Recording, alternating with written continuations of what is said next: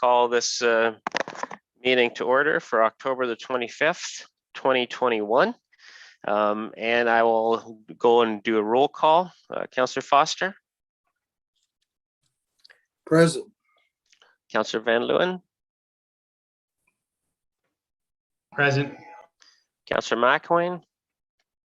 Present. Councillor Kittredge. Present. Councillor Dunsmore. Here. Councillor McCrae. Here. Okay, we're all here. First item is we have some addendums to the agenda. So that I have a motion here, the council consent to the following addendums to the agenda. One, Daniel Bratton, delegation for item 8.1, Healthy Growth Committee recommendation. And the second addendum would be bylaw 2021-52, a bylaw to authorize the mayor and clerk to confirm the purchase of the land municipally known as 965 Garshore Street, Fergus. Can I have a mover for those, please? Councillor Dunsmore, seconded by Councillor McCrae. All in favor of that addition? Discussion first, Councillor Foster. Thank you, Mayor. I'm in favor of those additions, but I'd also like to see us add to the agenda. It's come to my attention with respect to the minutes of the June 30th committee meeting passed last week. Those minutes are inaccurate, and I'd like to see that's back on the agenda, that we can revisit those minutes and ensure that they're corrected.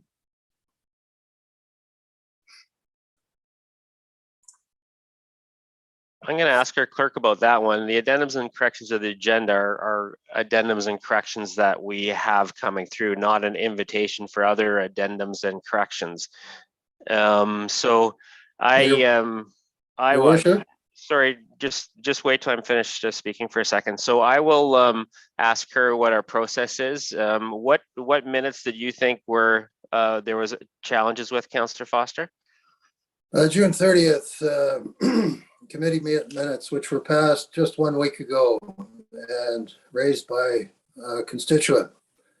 The minutes are not correct, and I'd like to see it on today's agenda that we revote on those minutes and consider the correction of them and ensuring that they are corrected. So if council passed it, I assume we'd have to go through a motion to reconsider and get a 2/3 vote because they've already been passed by council. That's correct, right, Carrie? Okay, we're having some technical difficulties with our clerk's mic right now, but so if we do want to look at those, it'll have to be a reconsideration. And so let's cover off these two addendums, and then when we get to approval and adoption of minutes, we'll reconsider the motion that you're bringing to the table, Councillor Foster. So as far as the addendums and corrections to the agenda that I read out and we got to move in a second for, all in favor of that?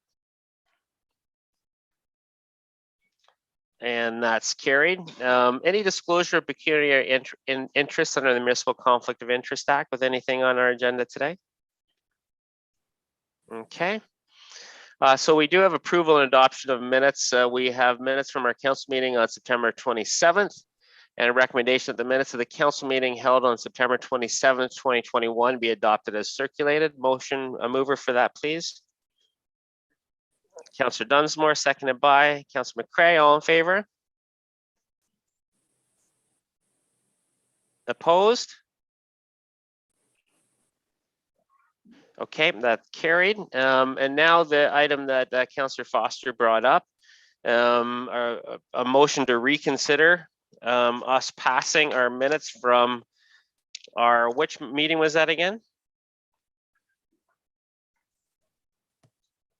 Mayor, I did not make a motion to reconsider. I simply am pointing out that the minutes are inaccurate and they ought to be directed to be corrected.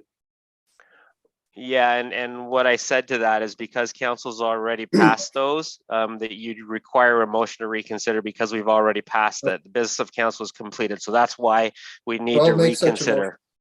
I'll make such a motion then. So again, the public meeting, what date was that? Meeting date was June 30th, came to the committee just last week. Okay, and so what was the error? Can you please just state the error on those minutes? There's numerous and lengthy variances between what was said and what is recorded. That doesn't really help that much. What a long, specifically long are paragraphs of the discourse are not reflected in the minutes. The minutes are not correct, sir. No, I hear what you're saying, but it still doesn't help me. And it won't help our clerk to make any changes if you just say there's mistakes. So I'm not sure what we're supposed to do with that. We should correct the minutes so they're accurate. And Yes, correct them from exactly. what to what? I don't know what would- we're voting on because I don't know what the problem is.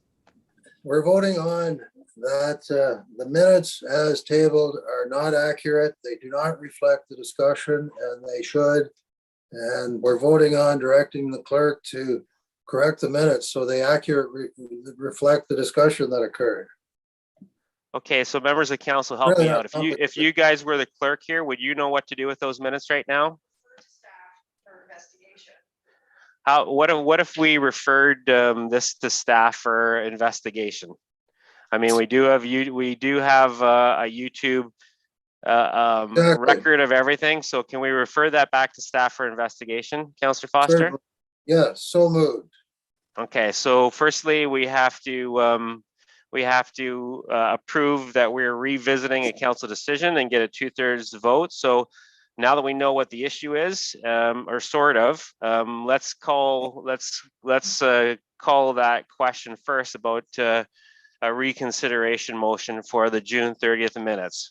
Can I get a mover to look at those again? Councillor Foster, again, it's just to reconsider. Councillor Foster moves, seconded by Councillor McElwain. All in favor of reconsidering?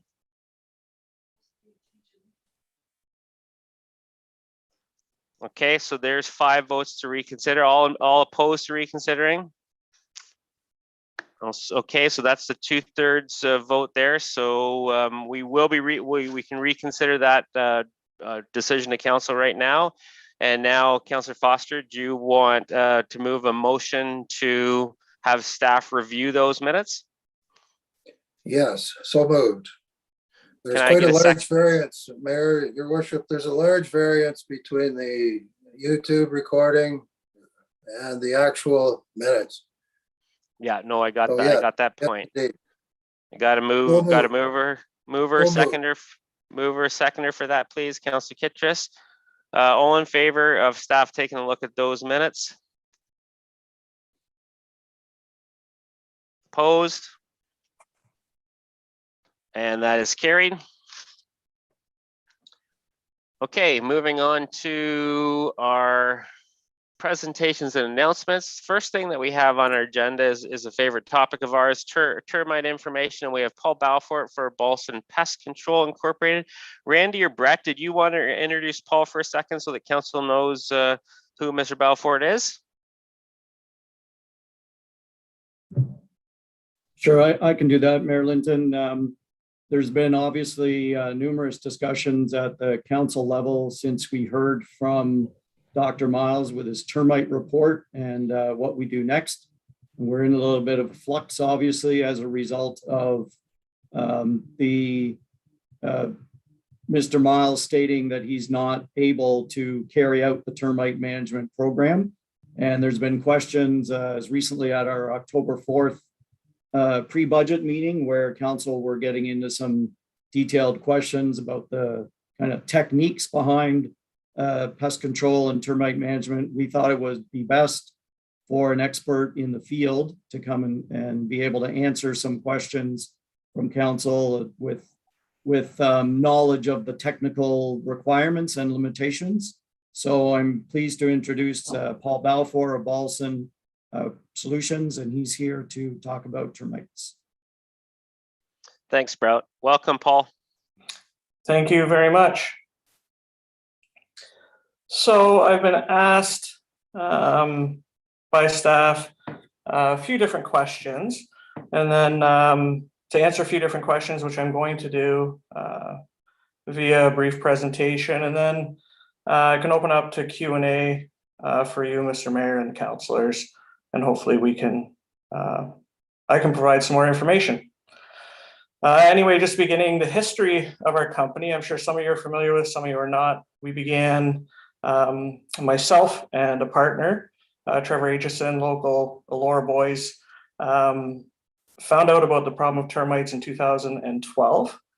We both built some new homes and found out that there was no protection afforded for those new homes, which began us on our own personal journeys of looking for a solution to protect the assets that we had just purchased. We found out very quickly that that was not something we could remedy ourselves with the current certifications that we had. So led us down the pest control journey, and both of us became certified and licensed. We began Balson Pest Control in 2014. At that point, it was called Balson Termite Solutions, which we still operate as. And we made the decision to become specialists in termites and gain as much knowledge as we could. Fast forwarding, we've always had an interest in serving municipalities. We've been involved in with the city of Kitchener and their program that they rolled out to their residents in 2016-17, I believe were the years. And we just continue to grow that area of our company. As far as treatments in Center Wellington, I just took a quick look kind of through our accounting software to see kind of invoices, how many we produced this year. So year to date, this so far, around 200 invoices. So those services that we provide would be borate rod treatments. So those are borate rods injected into wood posts, which prevent termites from crossing that barrier and damaging the wood any further. They're injected right at the base where the wood meets the ground. Other services we provide, soil injections, which protect existing homes. We also do Boracare, which is a wood preservative product sprayed on at the framing stage of a new home or renovation. And it's got a 30-year guarantee with it that it'll protect the wood that it's applied to. We have a number of builders in Center Wellington that use us for that service, and we have great success with that. Another soil treatment product. So there's two soil treatment products. One is called Ultraset, and the other is called Dragnet. Dragnet has been the longest standing one in Canada. Ultraset came onto the market 2015. It's a better product than Dragnet in that it's slow acting. So Dragnet, just to back up a little bit, Dragnet is a repellent. So termites know it's there and it repels them away from the area. Ultraset binds with the aggregate, termites ingest it. It's slow acting. It prevents their jaws from moving. So they'll stay alive. It'll prevent their jaws from moving. Eventually, they will die. And then because they're lates or groomers, they'll groom each other, passing on the product. So Ultraset is a better product. We use it primarily. The other service we provide with regards to termites is nematode applications. So you're all familiar with nematodes as a lawn treatment. This is an aggressive nematode designed to be ingested by the termite, and obviously it kills them from there.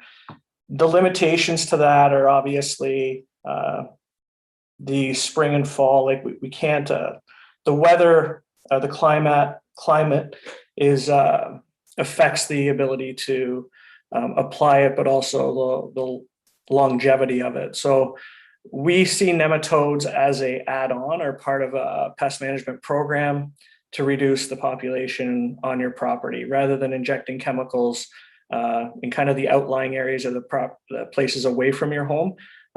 You would use nematodes to control termites that way. The chemicals and the products and services that I've mentioned so far are all approved within Canada. You can only access them if you're a company and have appropriate licensing and insurance and registration and so on. As far as, I mean, those are the services that we sell and offer. There's obviously the consulting side. So when we have builders that would ask us how to build to prevent termites, wood soil contact, flashing, things like that, kind of assist in the prevention of termites and protecting the assets. One of the questions that I keep getting asked lately is about Centracon. Centracon is, from my understanding, a far better product. Centracon comes out of the States, so we would see it come out of the States. They're a worldwide company. They have approvals in different countries. When it comes to chemical approval within a country, your ability to use it for specific things is regulated by the MOE. So we don't have, from my understanding at this point, Centracon is set to come to Canada or get their licensing and approvals in the next year or two. So how Centracon is going to be allowed to be used here is yet to be determined, and we won't see that until it gets rolled out with approvals by the MOE. So my knowledge of Centracon is very limited, and I don't speak on it until I see what the MOE allows us to use it for. Because you can use, there's certain chemicals that we use, like Boracare, that has certain application types that have been approved in the States, but in Canada has only been approved for a different set. Anyway, that is kind of a brief overview of who we are as a company, services we provide with regards to termites. And I guess at this point, I'll open it up for any questions, Mr. Mayor. Thanks very much, Paul. And it was important for us to make sure that all members of council had an opportunity to ask you questions. I know some have been contacted by their residents who have termite issues. So I know that they have a number of questions. And we just really wanted to make sure that they had direct access to being able to talk to somebody in the industry. So thanks for coming here today. I'll turn it over to council for their questions, and I'll start with Councillor McCray. Thank you, Marilyn. I have several questions. I guess the first one would be, what are the primary components of an effective termite management program you would want to see established at Centre Wellington? That's a great question. So I think we've had a good start with the data collected. Getting a handle on the scope of what the issue is, I think we have a pretty good handle based on the data Dr. Miles has provided through his research. So continuing that component is important as part of a management program. And then starting to tackle the, for lack of a better term, treatment orders. So starting to look at the properties that, and block by block, we would do it, look at the properties that have issues and start kind of tackling them one by one and looking at treatment options. Have they been treated? Are they treating? You know, and then moving forward on that. The education piece for the public is huge. Open and transparent communication is really big. In my experience, there is two types of people that, with regards to termites, they either deal with the problem head on and are open about it. And you know, with her permission, I can point to Pat Ellis, very transparent, you know exactly what's going on her property. And then there's the other kind of people that would like to ignore it, would like nobody to know about it, and would like to not deal with it. That system doesn't work. The second part of that does not work for a management program. We need to get the problem out on the table, know exactly what we're dealing with, and then produce solutions that can help manage the program or manage the problem and reduce the population. So I see it as a several pronged approach, not one. It's education, developing a program, coming up with treatment solutions for specific properties, and holding people accountable to moving forward on those. Councillor McCray.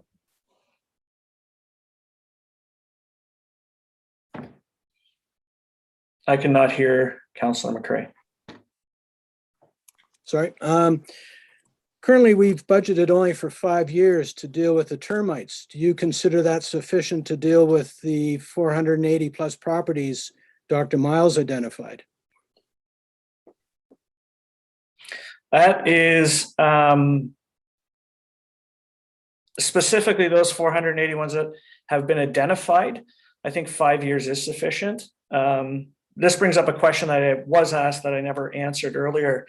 The whole idea of, can termites be completely eradicated?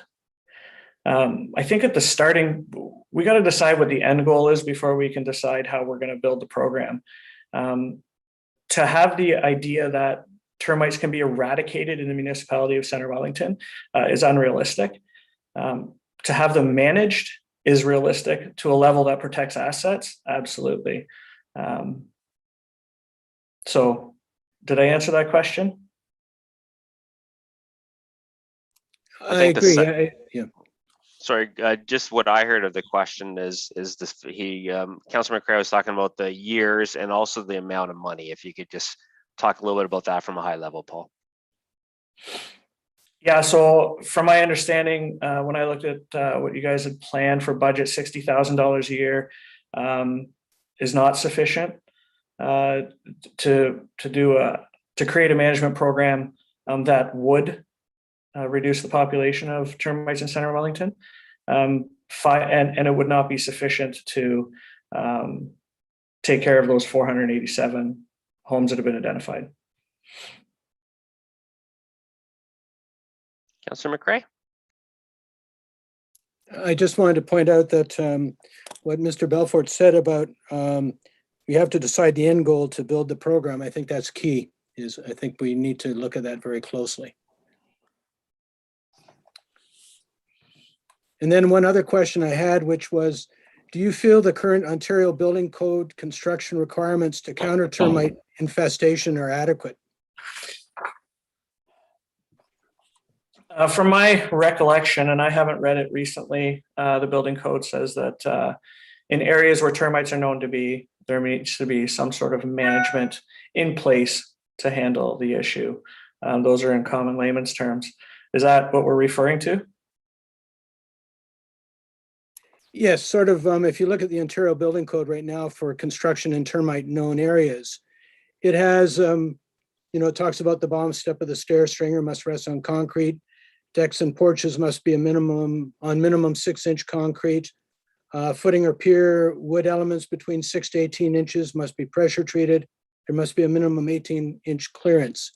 Looking at what other states are looking at in terms of dealing with termites, like one of the issues you're dealing with right now, one of the things we don't identify is using certain type of sand grit around the base of the stem walls, looking at stainless steel mesh. Do you think that what currently the Ontario Building Code prescribes, is that sufficient for the termite issues you're seeing? In short, no. I think it's a great starting point. I think there's improvement, as you mentioned, the sand, the mesh. There's improvements that can be made on it for sure.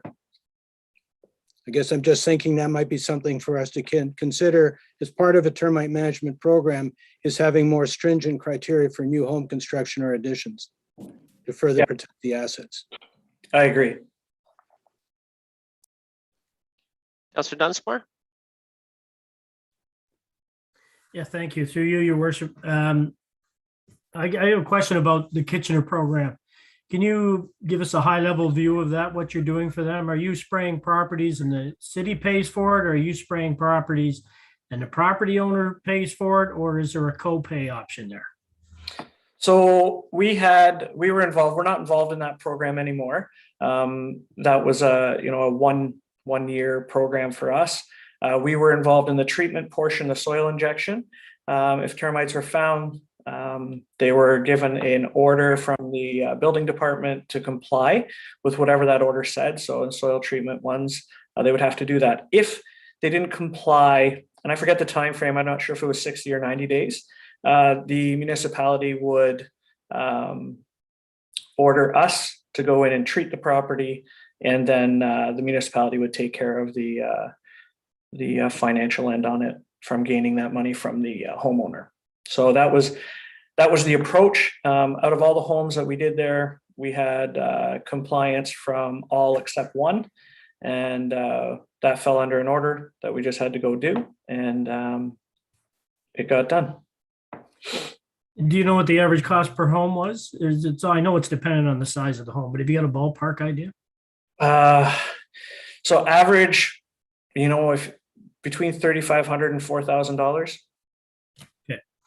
And the last question is, we heard a lot from Dr. Miles about nematodes. You mentioned nematodes. So how does your system differ from his, or are you doing something that's similar to what he was doing? I can't speak for how he was applying it. I can tell you how we do it. The nematodes get mixed into a large volume tank, and then it gets applied through pressure, low pressure system to the lawn. So it gets sprayed right onto the lawn. Conditions have to be suitable. It's the same nematodes, I believe, and they're produced right here in Canada, designed to handle the colder climates. Okay, so do you prefer that or the Ultraset that you were commenting on earlier? Which one is more beneficial, do you think? Oh, Ultraset is far better at protecting the home. The nematodes are very cost-effective organic solution to help reduce population in your property, but I would never substitute nematodes for an Ultraset soil injection. Okay. I would use them in conjunction with. Okay, thank you. Councillor Kittrus? Thank you, Mayor. There's been a lot of questions already that I was going to ask, but I have a few more. You said that you had 200 past applications in our area. Generally, what is the average cost of those, and how long does the treatment last? So when I said I had 200 invoices, I was referring to a combination of services that we provide, right? So that could be as simple as a termite inspection on a home for, a couple $100. Obviously, I don't want to get into too much pricing detail, but, inspections, borate rods, which is a low cost solution that protects fence posts and any wood penetration into the ground. There would be Ultraset soil injection treatments that would compile part of that 200. There would be BoraCare treatments on new homes for builders or homeowners that are doing additions. So can you repeat your question regarding pricing? Sorry. I just wanted to know. You had the 200 invoice. You're explaining some of the invoice. I just wanted to know how long they lasted, like the treatments. Yeah. So the BoraCare treatment, you're getting 30 years out of. A soil injection, if done with Ultraset, you're getting 5 to 9 years out of that. Sorry. I have another question. Yeah, go ahead, Councillor Kittrus. Okay. I was wondering, it appears that these invoices you've done are individual treatments and different costs thing. Right. What we're looking for is a management plan and what that will be for our budget. You've already explained that our budget is insufficient. Mm-hmm. So what would you consider to be, because we have to do a budget this year and termites are a problem, what would you consider to be an adequate number for really having a plan, not just individual treatments, but a whole comprehensive plan? Because obviously some areas are more infested than other areas. So you need to have a strategic plan on how you're going to do that, which years you're going to do that. So I'm just sort of saying, well, how much would that cost? And how many years and how much would that cost? Because we have to do this for a budget. Right. That's a difficult question. I have questions back to you, I guess, when you ask me to forecast that number. Sure. The question would be, does that include the actual treatment cost? Or are we talking strictly about managing a program and holding people accountable to do things?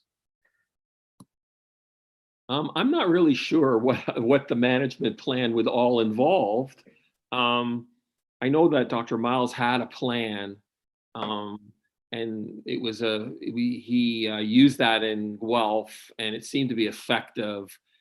You might have a different gamma of tactics and strategies, and so, but at the same time, we need to budget for a plan. Yeah. And we're budgeting. You've already said 60,000 is enough. I agree with you. I'm not. I didn't think that would be enough to really be effective, because what we had in that 60,000 was that we would do, I don't know, I think it was 40 houses a year or something like that. And I just think it would spread by the time you got to the year 5 or something like that. So I'm just wondering, what would be an effective, like, I know this is just speculation. I would never hold you hard and fast on it, but I just need an idea of how we can, you're the specialist, how we can really bring this problem under control. Because the 480 is what's known. They're hungry all the time, these termites. They're moving. So what's the program? Like, how much would it cost? Like, I just want a ballpark figure. When we had the emerald ash borer and tree program, we had a specialist come and he gave us all these different, the $3 million plan, the $2 million plan, the $1.4 million plan, and then we got these options. And basically we have, we spend $200,000 a year on tree stuff. So I just kind of want to have an idea budget wise. Yeah, so I would say that I'm ill prepared to answer that question today. I have a management program in place, and as you talk and as I hear the other questions that are being answered, presenting something to council or staff or whoever it may be with options and costs associated with options makes a lot of sense to me, so that you're not handcuffed in one direction. A management program,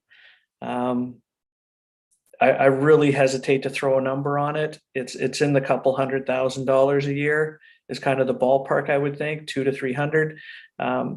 There's a lot of moving pieces to this, and those moving pieces have really been highlighted this year. We've had different staff members asking other staff members, okay, well, what's the SOP for removing a tree in a termite infested area?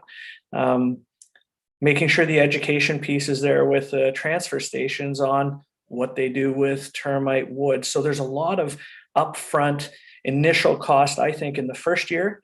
And as we get rolling, the goal obviously is to keep the cost affordable, but I see the first year as a very cost heavy year because there's a lot of education piece to the staff, to the community, and getting things rolling.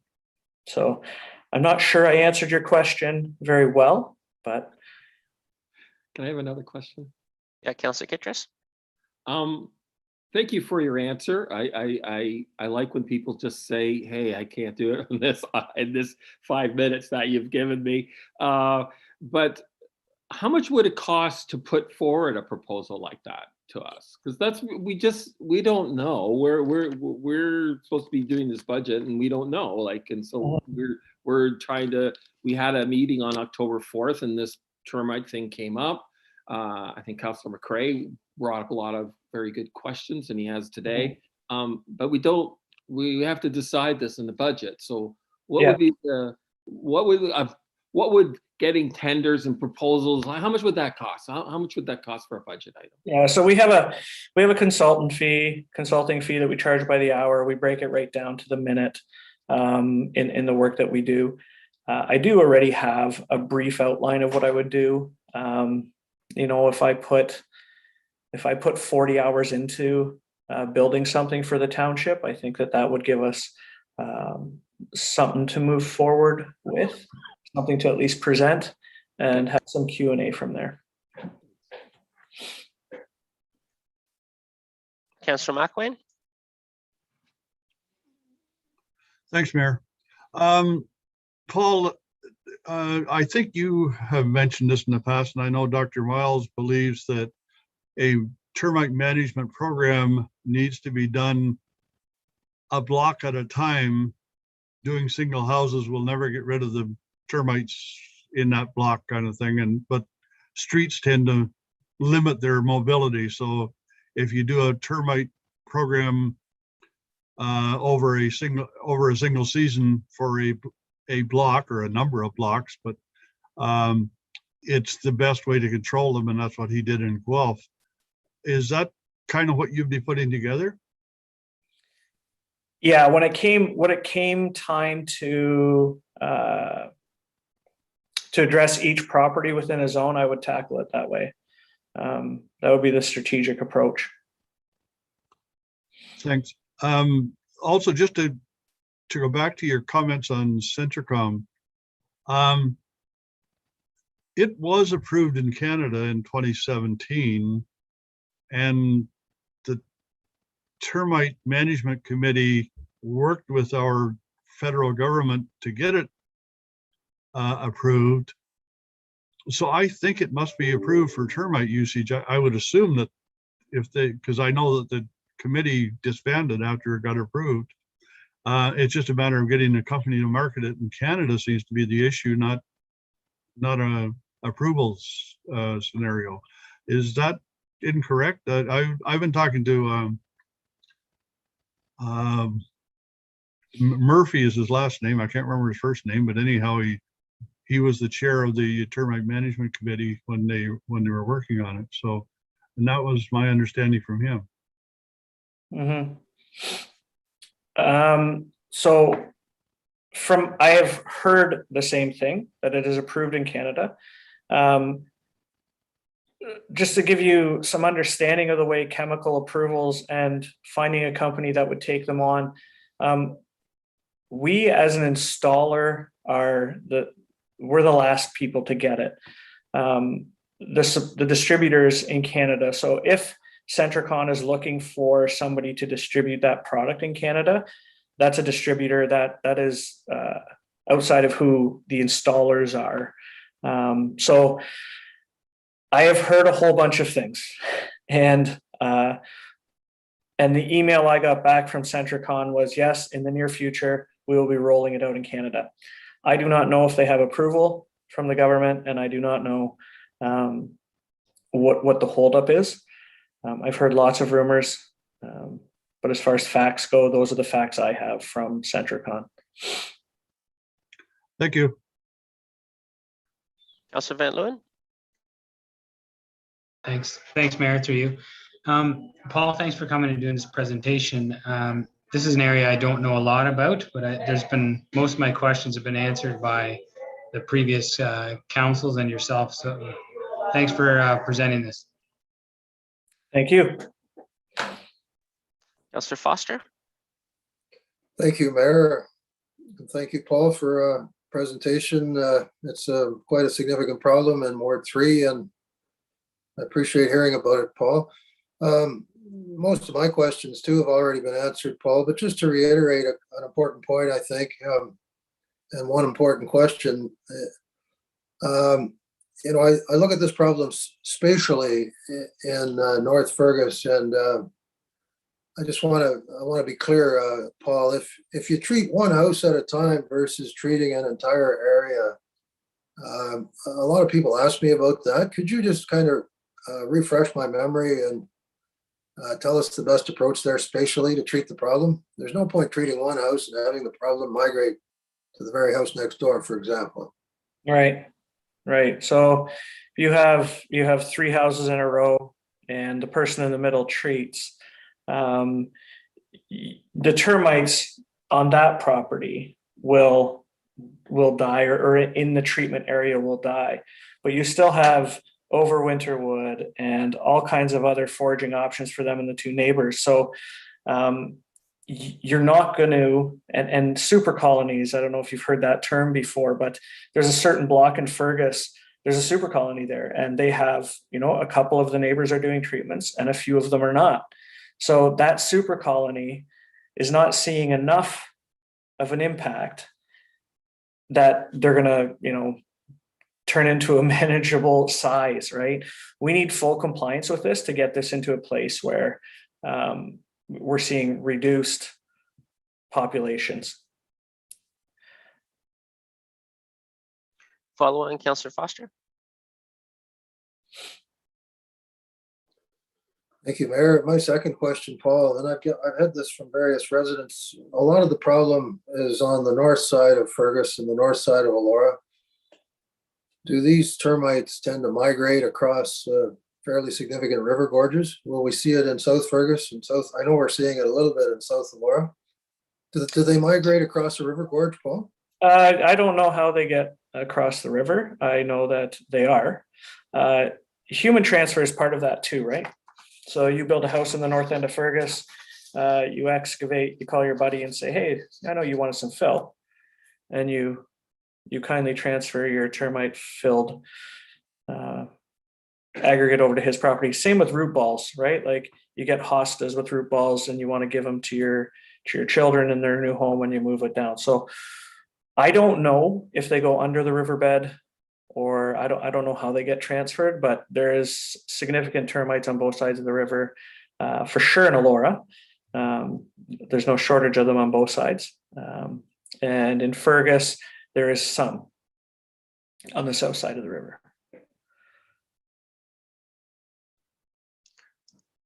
Great. Thanks very much, Paul. Really appreciate you coming out and speaking to us. As you can understand, we have a lot of questions. I like your comment about making sure that the end goal is understood. We can't build a program and work towards it and then cost it out until we understand what that end goal is. So we have some work to do, but you've really helped out here today, Paul, and giving some really important answer to some really critical questions here. So thanks for your time. Appreciate you coming and spending some time with us today. Feel free to stay for the rest of the council if you so choose. Otherwise, you're free to go. Thank you, Mr. Mayor. Okay, moving on to 5.2, my county report. I have a couple things that I wanted to talk to council about. As we are getting ready to do, we're getting into budgets at the county as well, and we just had a capital projects update that I wanted to provide to this council. So you'll notice that Wellington Road 18 between Fergus and Laura, we have 2 intersection improvements going on right now, a BD line and Gary Road. They are on schedule. I know it slowed people down a little bit, but they're on schedule and they will be completed by the end of October. So that's good news.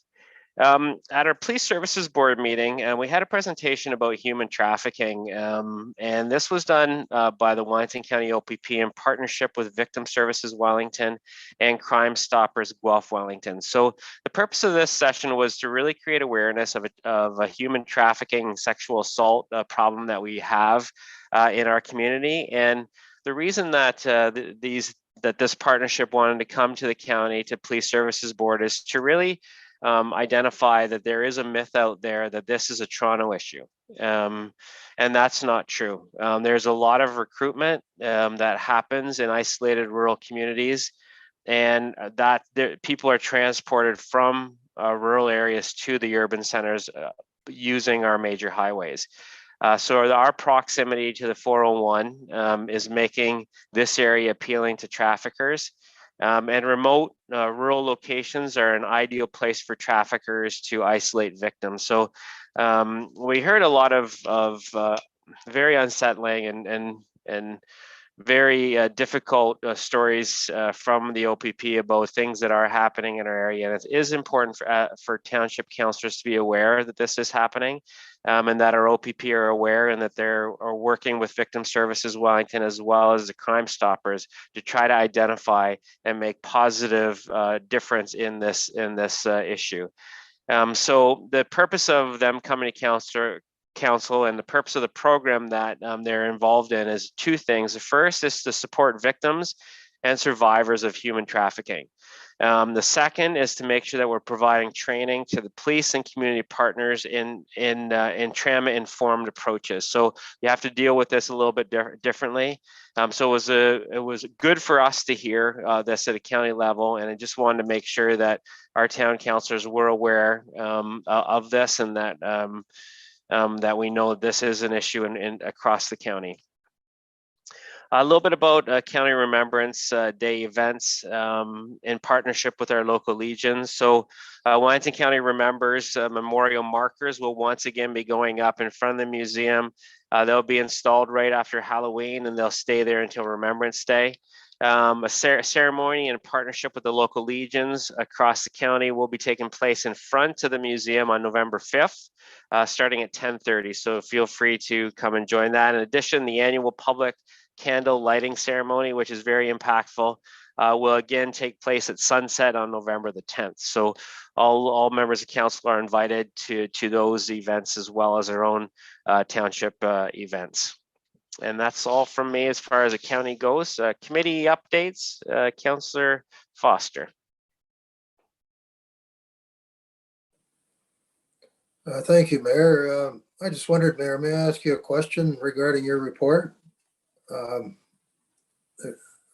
Sure. Yeah. Go ahead. Yep. My question, Mayor, would be what, it's very unsettling to think about trafficking. What are the warning signs that folks can be watching for to help intercede and prevent it when a young person is being groomed to be recruited? What are the red flags that we all need to watch for?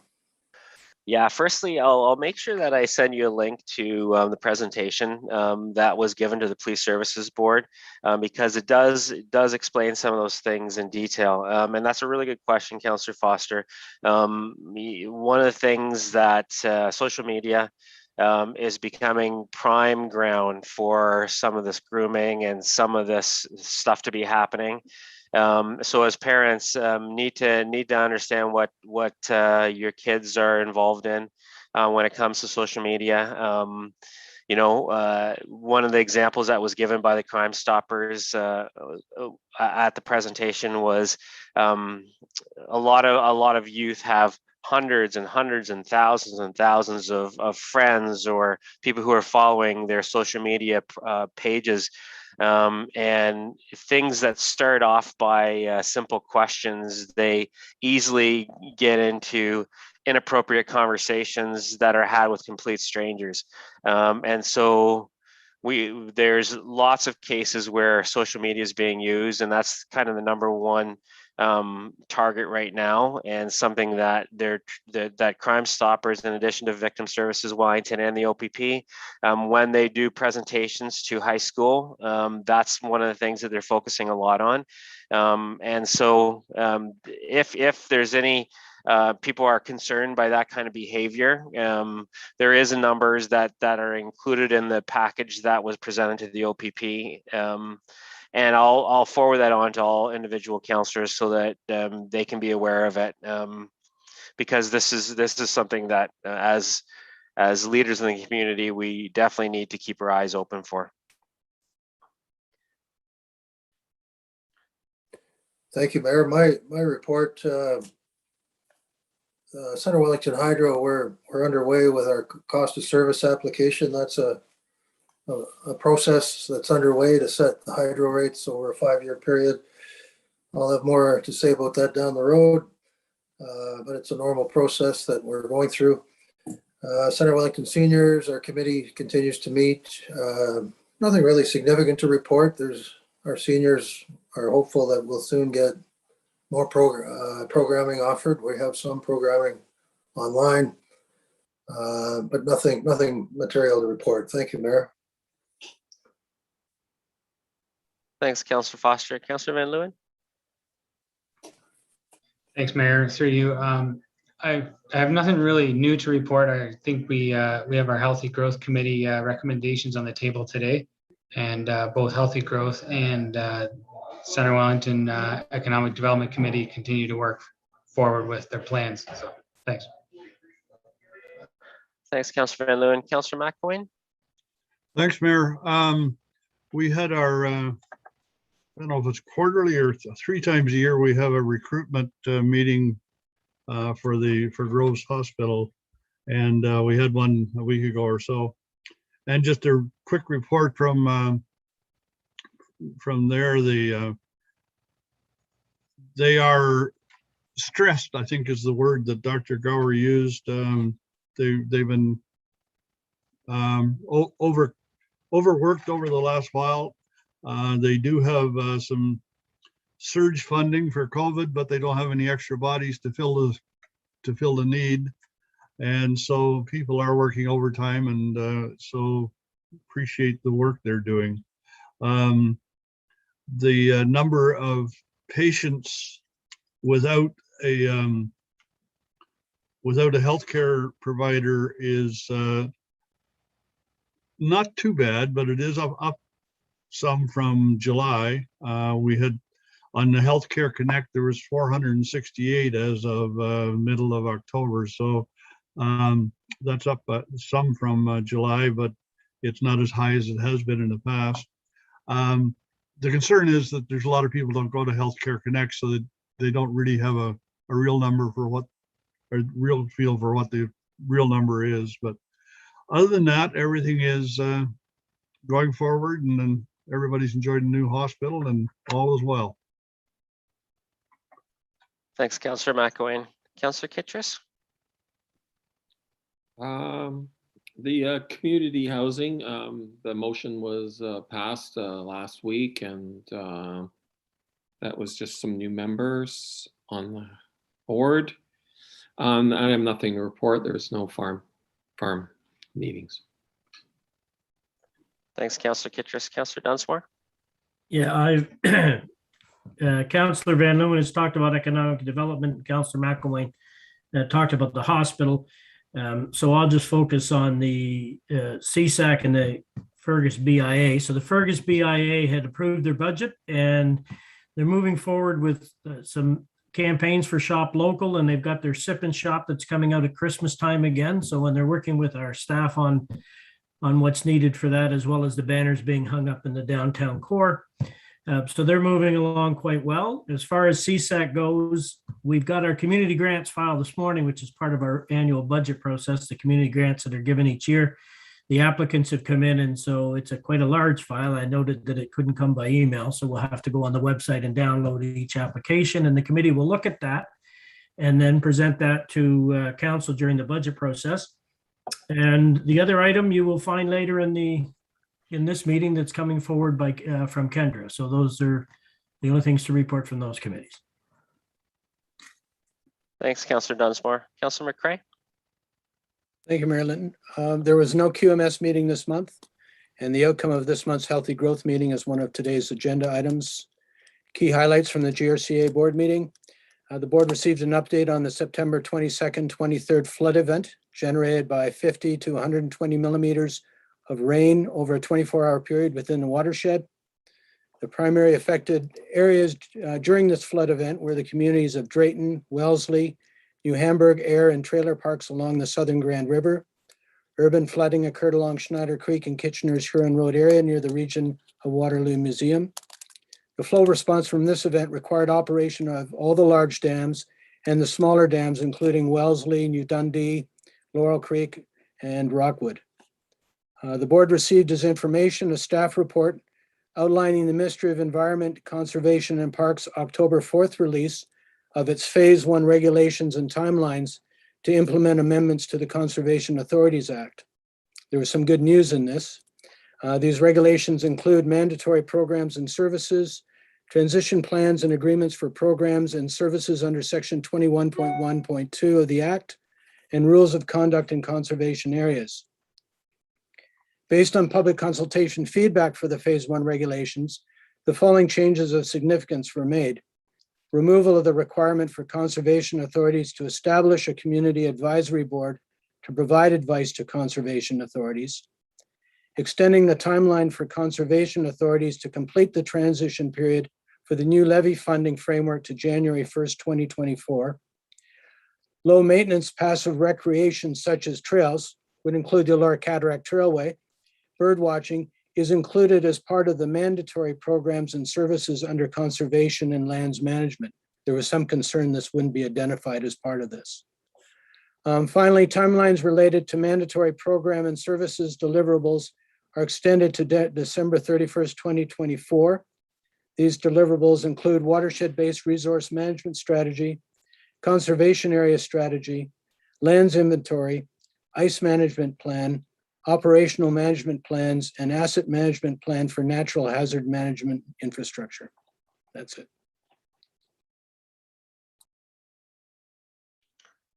Thanks, Councillor McCray. Thanks, councillors. Moving on to 6, we have 2 reports from Committee of the Whole. The first one on October 4th, second one from October the 18th. I have a recommendation. Sorry, Councillor Foster. Thank you, Mayor. Can we split the 2 reports and vote on them separately, please? Sure. We have, we'll take the first one first. I have a recommendation. The Council of the Township of Center Wellington approve the Committee of the Whole report from October the 4th, dated as circulated, October 4th first. Can I have a mover for that? Councillor Dunsmore, seconded by Councillor McCray. All in favor? Opposed? And that's carried. Moving on to the second one, I have a recommendation that the Council of the Township of Center Wellington approve Committee of the Whole report dated October the 18th, 2021 as circulated. Can I have a mover for that, please? Councillor Dunsmore, seconded by Councillor Van Leeuwen. All in favor? And that's carried. No delegations registered for today. Consideration of reports. The first thing that we have under 8.1 is Healthy Growth Committee recommendations. And we have a report from Mariana, our senior planner, and I will turn it over to you, Mariana. Thank you, Mayor Linton, through you to members of the council. The report before you, the staff report, is seeking council endorsement of 2 recommendations that are arising from the recent work of the Healthy Growth Committee. The report outlines specific information and is quite detailed and has a significant amount of information attached, but I will highlight the key points. The committee, the Healthy Growth Committee, has recently focused its efforts on increasing the supply of attainable housing in accordance with council's strategic direction through the strategic plan regarding healthy growth. After considerable discussion, review of other municipalities' approaches, and the current information specifically provided by the province, the committee sees merit in 2 approaches at this time. So the first one being the low-hanging fruit, so to speak, which staff feel could be done relatively quickly, and that is the updating of the highway commercial C2 zone regulations. We heard from some of the developers in the community, local developers, and have some other information regarding what's considered some barriers to increasing the supply of attainable housing sooner rather than later. And the highway commercial areas were identified as one of the areas where this could be done more quickly. And that would involve a review of some of the regulations in the C2 zoning. Most specifically would be look at the building height limits, the parking requirements, flexibility in the allocation of uses within buildings, among some other regulatory details. So this is thought to be relatively easier for the reasons that the highway commercial areas are generally located along major arterial roads where mixed use is already anticipated and occurring. Residential units are already permitted above ground level commercial. And there are thought to be fewer challenges in these areas with regard to matters such as heritage conservation and environment. So there are fewer heritage properties, for example, in highway commercial zones. So fewer challenges than would be in stable residential areas or in downtowns, for example. So that was the first area that we focused on. And that is the nature of the first recommendation. The second one is about exploring, sorry, let me just go back to the C2 zoning amendments would actually result in a township initiated zoning bylaw amendment. So staff would be looking at what would be required for that and what a draft might look like and the areas that would be addressed. So that would be township initiated. It would still require council approval and it would be subject to the regular public consultation process. So again, that's just the first one. And then the second recommendation involves exploring a possible community planning permit system. I'll shorten that to CPPS for ease of reference. Used to be called a development permit system in Ontario. And the name has changed relatively recently to a community planning permit system. So based on a lot of the research that was done recently and information that's available, particularly since the province has stated that a community planning permit system can actually specifically help to bring housing to market sooner, we decided to explore the merits of that system. And what I can say is that there are many potential benefits that have been reported by the province and the municipalities that have been using such a system. And I'll outline these briefly as mainly being, first one is a streamlined planning approval process. So more of a one window approach, which combines, the reason for that is because it combines several planning application types, including a zoning bylaw amendment, a site plan approval, minor variance approval, site alteration, and vegetation alteration, for example, like a tree bylaw. So the reason for that too is that the definition of development under such a system is broadened. So it actually includes site alteration and removal of vegetation, which provides us expanded authority to regulate matters such as tree cutting, for example. So that could be combined. So that's basically the first thing, is a streamlined approach. Second would be an increase in flexibility. So there are uses and regulations that are built into the regulations and the criteria upfront. So it establishes ranges of what's permitted. And that, in a sense, eliminates a minor variance process because the range is established. So any deviations are built into the system. And so it's the range of what is acceptable. Thirdly, it could support local priorities. There's a much greater ability to add conditions through the permit system, either prior to the issuance of a permit or afterwards through monitoring. But these types of conditions are not otherwise permitted through a regular zoning approval or site plan approval.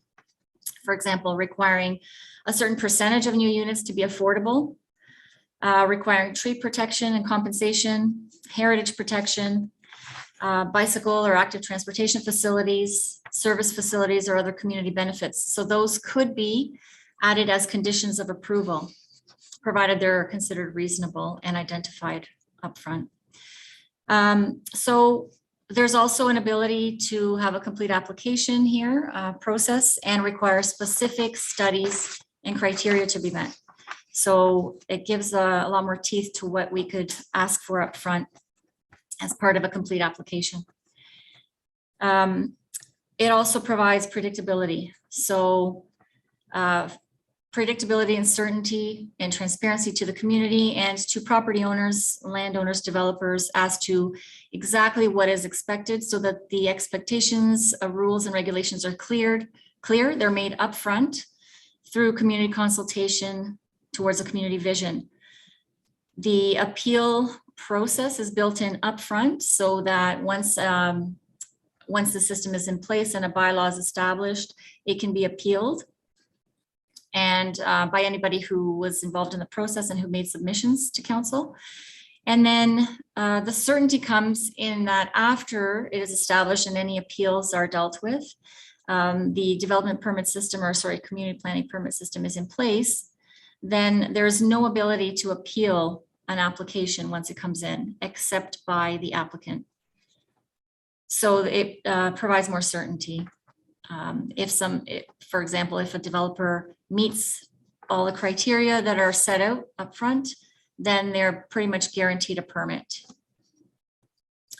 So there have been many matters at the forefront of discussions both at council and at the Healthy Growth meetings regarding challenges of how to both increase our housing supply while retaining our community character, heritage, and environmental features.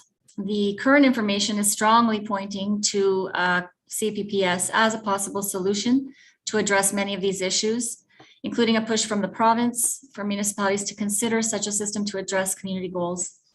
The main challenge with such a system is that it requires significant time and resources upfront to implement. So it could be lengthy and costly. However, the benefits should strongly outweigh that.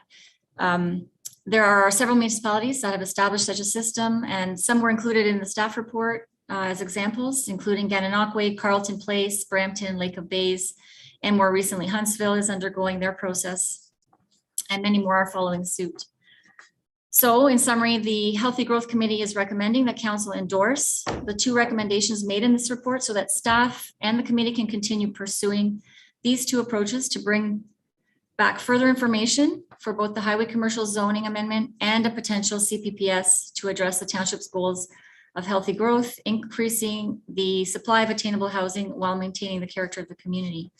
So I know there are several delegations here that are in the meeting, and I'm happy to answer any questions. Brett Salmon is also here to answer questions on the recommendations, and I'm pleased to answer questions. Great, thanks very much, Mariana. So we'll go through to the delegations. The first 3 delegations that we have 4 delegations today. Dawn, Nico, and Bryan are all members of our advisory committee, Healthy Growth Advisory Committee. So I know you guys have volunteered a lot of hours on both the main committee as well as the policy and the financial subcommittee. So firstly, I just wanted to thank you on behalf of council for volunteering that amount of time. We have had lots of discussions, so really appreciate your input and being part of the committee firstly. And with that, I will turn it over to the chair of the Healthy Growth Advisory Committee, Don Fisher. Welcome, Don.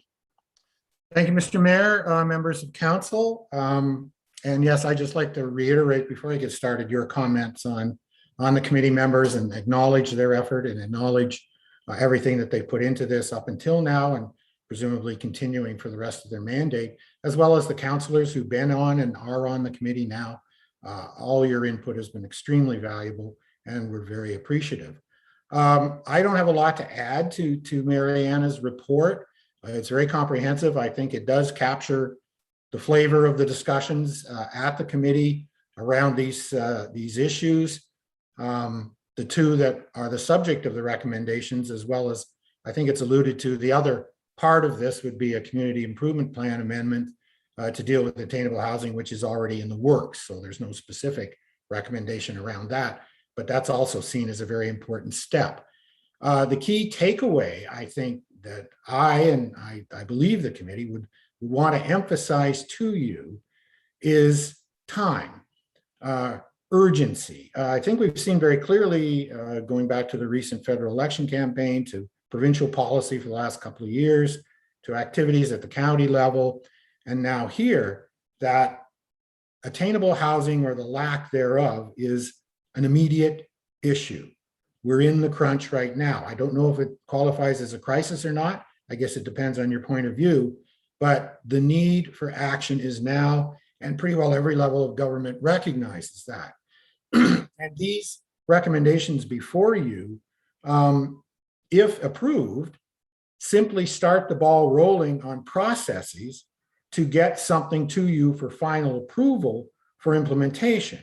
And as you know, whether it's a zone change process or an official plan amendment process, which is what's involved here, with upfront public consultation and the potential for appeal and lots of discussion, it will take a significant amount of time to get the work done, the research done, and the crafting of proposals done to bring back to you for final approval, probably well into next year.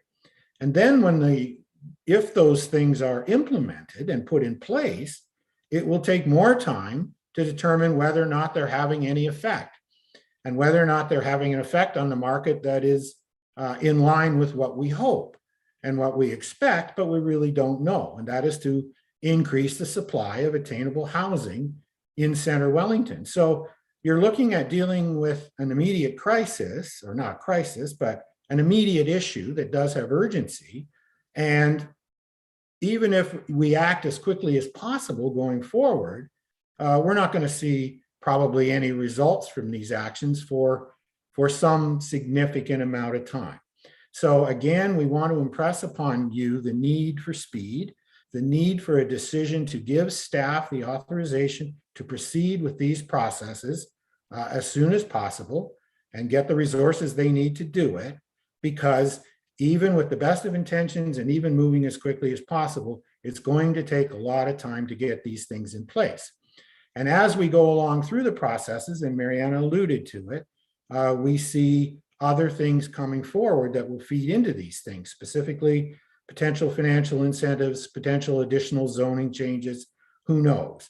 But we need the framework in place, whether it's community improvement plan for financial incentives, whether it's a community, whether it's zone changes and regulatory changes, and whether it's the community planning permit system, the CPPS.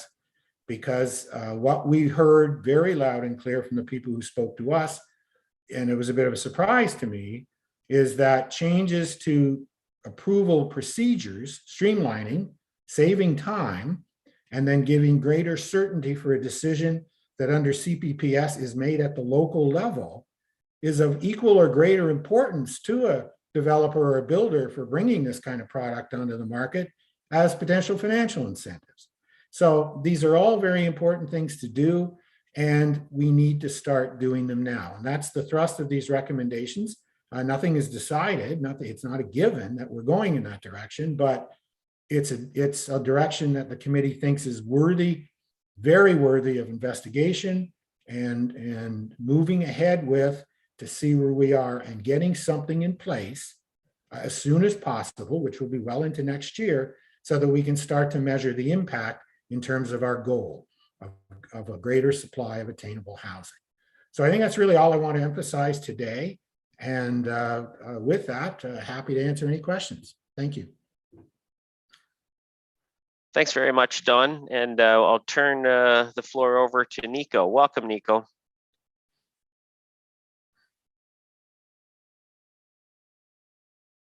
Thank you, Mayor Linton. I'm here primarily in an observer capacity. You may know that I'm the Heritage representative on the Healthy Growth Committee. And as such, certainly the promotion of heritage continues to play a primary role in the general health of a community. So because this is such an important step, I thought it would be important for heritage to be involved from the get-go, to hear the any concerns that council may have, and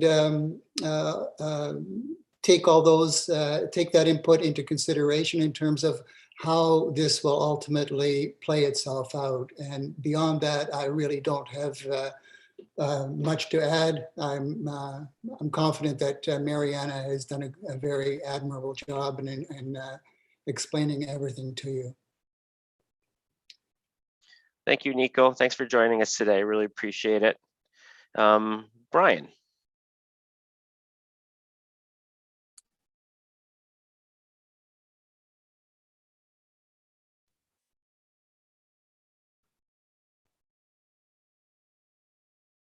You're still on mute, Bryan.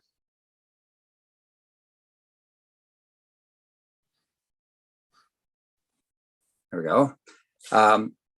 I think the thing that's come through loud and clear in this entire process is the, as Don said, there's a certain urgency to this, and it's not just the members of council and of the committee that are feeling that. It's a lot of members of the public are making it known to us that they want to see action. I think it's a big issue.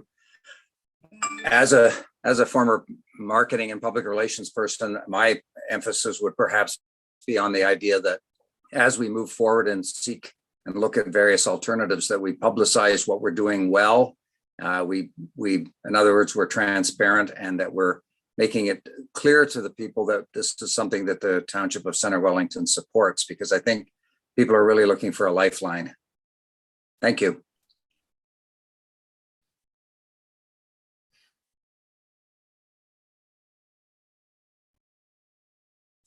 Our fourth delegation, Daniel Bratton. Welcome, Daniel. Thank you, Mayor. Can you hear me all right? Loud and clear. Okay. Well, I don't want to be a discordant, a disrespectful, unreasonable, or vexatious voice today, but I am concerned about the CPPS, and I'm really wanting to bring some questions to this discussion. when I read that council directs staff in consultation with the Healthy Growth Committee to report back on the merits of implementing a community planning permit system to streamline the planning approval process and increase the supply of attainable housing. What I'm hearing is that the staff and the Healthy Growth Committee want to fast track a delegation of power to staff, which could easily preclude citizen engagement in the planning process, and could also, I think, potentially eliminate the dual role that councillors presently have as spokespersons for their constituents and overseers of staff recommendations. I don't think that may seem, a bit of an overstatement, but I was very concerned when I saw in Alora Fergus today a quotation by a local developer, and this is a direct quote. Council and the public have too much say in these matters, and they need to let bureaucrats do their job. Think about that statement, that citizens, the public, have too much say in planning matters. To me, in our democratic system of municipal government, we citizens elect councillors to represent us. We do not elect staff. We do not choose staff who do not necessarily even live in our community. Our taxes pay their salaries, but they're really not accountable to us, and we can't vote them out of office. And what is the job of bureaucrats, according to the CPPS? To facilitate developers by streamlining the planning approval process at the very time when an ongoing poll by the same news source, Alora Fergus today, has consistently shown that 80% plus of those polled feel that Center Wellington is in fact developing too quickly. So on one hand, we're hearing from the developers, we got to expedite, but then 80% of the people responding to the poll are saying it's all happening too quickly. There's a disjunction here. What I really am concerned about is that the public will be sideswept, or sidestepped, I should say, in terms of consultation on the CPPS. So I'm going to suggest that, to me, in my humble opinion, and of course I respect all the work that people on the Healthy Growth Committee are doing, but it seems to me kind of premature to be bringing this question to a vote today, because I don't think the citizens, and I can't speak for council, I don't think the citizens have had sufficient information to make a well-informed decision. To me, there should at least be a delay until we have a new CAO. And also we've got the Culture Heritage Landscape Identification Study to be presented in November. I'm going to change the order in which I was going to speak. I know I have limited time here. I wanted to start, since Mariana did, with the highways, well, the proposal for the C2 zoning amendments for attainable housing. Maybe I'm wrong, but I am construing, and I think I've seen this in print, correct me if I'm mistaken. I thought there was talk about County Road 7 as being subject to these C2 zoning amendments. And I was trying to think, well, where would there be land in Alora on County Road 7 that would be suitable for what is being proposed? And all I could think of was it would be the lands that have been for sale north of the racetrack that actually are on the south end of County Road 7.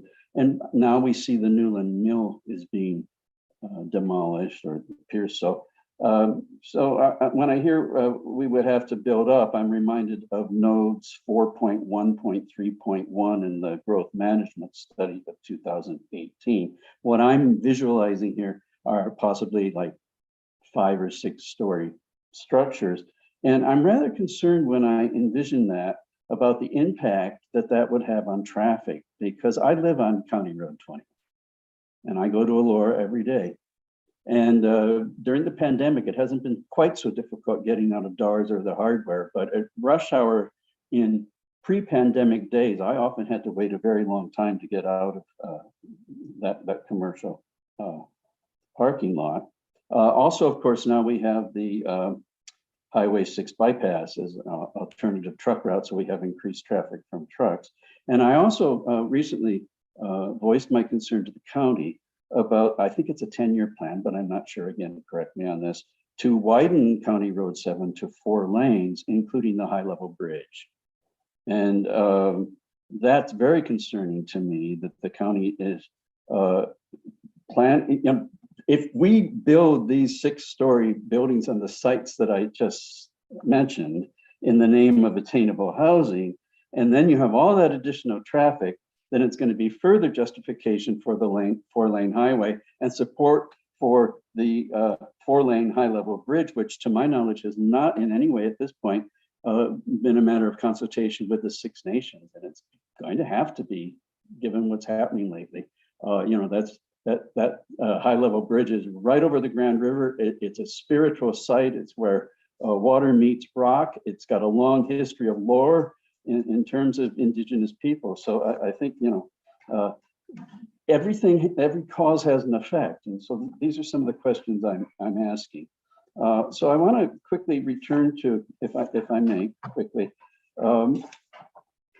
there was a member of the Healthy Growth Committee who's no longer on it, who was actually profiled during elections on the mayor's Facebook page and had posted tweets against Fred Morris and published a letter to the editor of the Advertiser attacking people on South River Road as NIMBYists in their opposition to development of the Haylock property. And this attack on NIMBYism was really concerning to me because it seemed to me a kind of opening salvo in fight against or in favor of what I see and some other people see as unsustainable development. And, the argument for that at the time was it would be affordable. Now, one question I have for everyone today, can we please have somebody clarify what exactly is the difference between attainable and affordable housing? Because I'm confused. I need a definition of attainable housing, because this was affordable housing that was being argued by this member of the Healthy Growth Committee. And just today I visited the website of South River, and I'm looking at this 1,200 square foot bungalow with 1 bedroom and 1.5 baths. And the starting price is $869,990. And then you move up to the 2-bedroom, it's $894, actually rounds up to $895,000. And then you finally get to home, these are 1 and 2 bedrooms, okay? Then you get up to where a family might live, and the starting price for a 2,000 square foot bungalow, $942,000. And then you get up to the Fairbank, which is obviously the posh model, and it's over $1 million starting price, as is the Martin, which is a 25.77 square foot 2-story house. So, what was being touted as affordable housing is now, going to cost somebody a start $1 million plus for a 3 to 4 bedroom house. So this is concerning to me, because what I want to know about what's being proposed is the problem with the agenda item 8.1 is I don't really see anything that directly deals with the poor and disadvantaged in terms of housing, because I don't see any definition of attainable housing. I don't see that increasing the supply of housing is necessarily going to produce attainable housing, because we need chapter and verse. We need to know how much this kind of housing would cost. I gather it's not going to be subsidized housing, but I was just looking at some stats, and it's generally considered that housing is 30% of your income. And if you're making a minimum wage, or say you're making, $32,000 a year, the rent or mortgage with utilities needs to be $850 to $900 a month. And where's the guarantee that that portion of the housing in these 2 initiatives that we're giving to developers and owners of existing housing? I didn't hear anything about the basements, and I thought that was something else, that part of the changes in zoning could allow people to there would be zoning changes that would allow people to have basement suites as well. So where's the guarantee that these initiatives are actually going to be helpful to people who are in need of attainable housing? My stepdaughter has a respectable income. She is living in Elmira because she couldn't find anywhere to live in Center Wellington. We have somebody working right now on our property who lives near the mayor in Salem, and he recently, through no fault of his own, had to leave that property, and he's had to relocate to, I think 6 miles northeast of Arthur because he couldn't find any housing either. So it seems to me what it's going to boil down to is if we give the green light to its developers, how do we hold developers to any kind of promise about how much that affordable housing is going to cost? So these are some of the questions I would like to bring to this discourse today, and I'm really looking forward to hearing some answers to them. And the other thing I want to come back to is, so far, again, I respect Mr. Fisher, I really do respect the work you're putting into the Healthy Growth Committee, but so far I haven't seen public consultation. And you say how much support you have, but I'm hearing a lot of people saying, why aren't we being consulted? Because the effects of what is being proposed here could be profound if, in fact, it's staff that will greenlight development, and council will no longer be a kind of check on that development. And we don't know, to me, that could have catastrophic results if we don't have that check and balance in place. Thank you very much. Thanks, Daniel. Thank you to the delegations. At this point, I will turn it. Thanks, Daniel. Thanks to the other delegations. At this point, I'll turn it over to members of council for their comments and questions, starting with Councillor McCray. Thank you, Mayor Linton. Where to begin? I guess, first of all, I support the proposed changes to the C2 highway commercial zoning position, as it will position us to more quickly address our shortfall of attainable housing, given there are fewer challenges associated with infill intensification. It also allows us to take advantage of allowances for mixed uses and residential units above the ground floor commercial, and revisit maximum building height and minimum parking requirements to encourage attainable housing units in these areas. One of the things that I like as well is the fact that these areas provide proximity in terms of walkability to stores, and also limits the additional associated traffic to the urban periphery. So if we're looking at, say, C2 commercial on Highway 6, a lot of the additional traffic associated with those units will be south of Fergus, for example. In terms of the proposed CPPS, I feel that it better protects the community's heritage and natural environment, maintaining the community's preferred character through managed and thoughtful growth and development. Currently, one of the challenges any municipality has is we make our official plans that have to abide by provincial legislation, such as the Greenbelt Act or the Growth Plan for the Greater Golden Horseshoe. Then we develop the zoning bylaws to conform to our official plans. However, a developer comes along and has this right to appeal those policies through LPAT when they want to apply for a building permit. So now municipalities end up having to defend their decisions on a case-by-case basis and may not necessarily win. The CPPS does it differently. It sort of flips the process. Municipalities create a CPPS for an area and set all the rules in advance regarding the zoning, minor variance, and site plan controls, so the details of each specific development in that area. And it involves a public engagement. So appeals can only be filed up until the CPPS bylaw is put in place. Once it's established, it's set in stone and developers and residents have to live with it. With few exceptions, site-specific appeals are not possible. The CPPS provides municipalities and their residents more certainty that their decisions will matter, and developers who conform to the CPPS get an expedited approval process. If what they're presenting doesn't tick off all the boxes, then sorry, you don't get to go ahead. So that's where I see sort of the CPPS as something we should consider exploring further. And I also think we should be exploring the C2 highway zoning changes as well. Thanks, Councillor McCray. Councillor Dunsmore?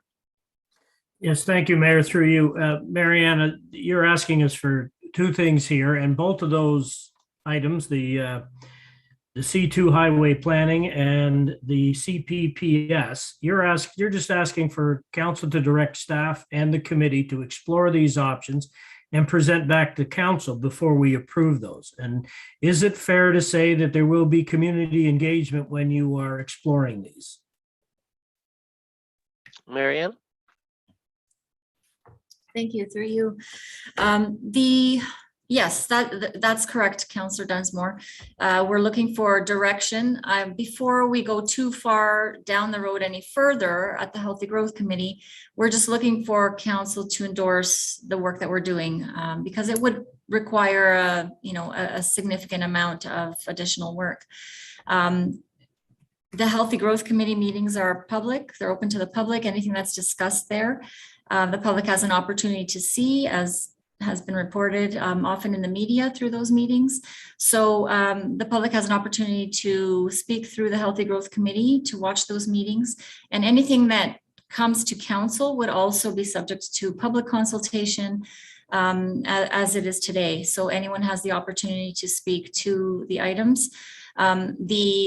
Both of those recommendations, if they do proceed, have built-in public processes. So zoning bylaw amendment would go to council for approval. And the community planning permit system has a significant amount of upfront public consultation that would need to occur as well. So all of those processes, both the consultation and the information coming forward to council in terms of staff reporting back before these processes begin formally. Both those and the later processes have built-in public consultation. Yeah, thank you. Councillor Kittrus? Thank you, Mayor. Thank you, delegations, especially from the Healthy Growth. And also Daniel Bratton, I appreciate very much some of the comments that you made.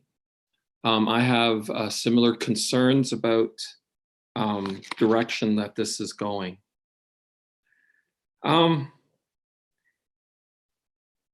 have a couple of questions for Mariana and for the people on the delegation that are on the committee. Specifically Don, I guess he's spokesperson, he's the head of it. When council made this Healthy Growth strategic direction for our strategic plan in 2019 to 22, it's written in this report, it says, we will ensure that the housing mix provides adequate, attainable housing. Now, the word ensure, in the Oxford Dictionary, means that we will make certain something will occur or be so. And it comes from the older word in English, assure, which is guarantee. Now, I don't see in these two proposals, first of all, I don't see any stakeholder from the economic and housing disadvantage or any of the advocacy groups. I haven't heard anything from them, and I'm wondering, have you had any meetings with them to make this recommendation? Because it doesn't seem like there's any input from them, and also from the public. So I'm just wondering, have you had any of that? So that's my first question. The second one is, new rental housing in Center Wellington is about $1,500 for a single room. Those are the ones in Elora, they're $1,500. It's $1,750 to $1,850 for a 2-bedroom apartment.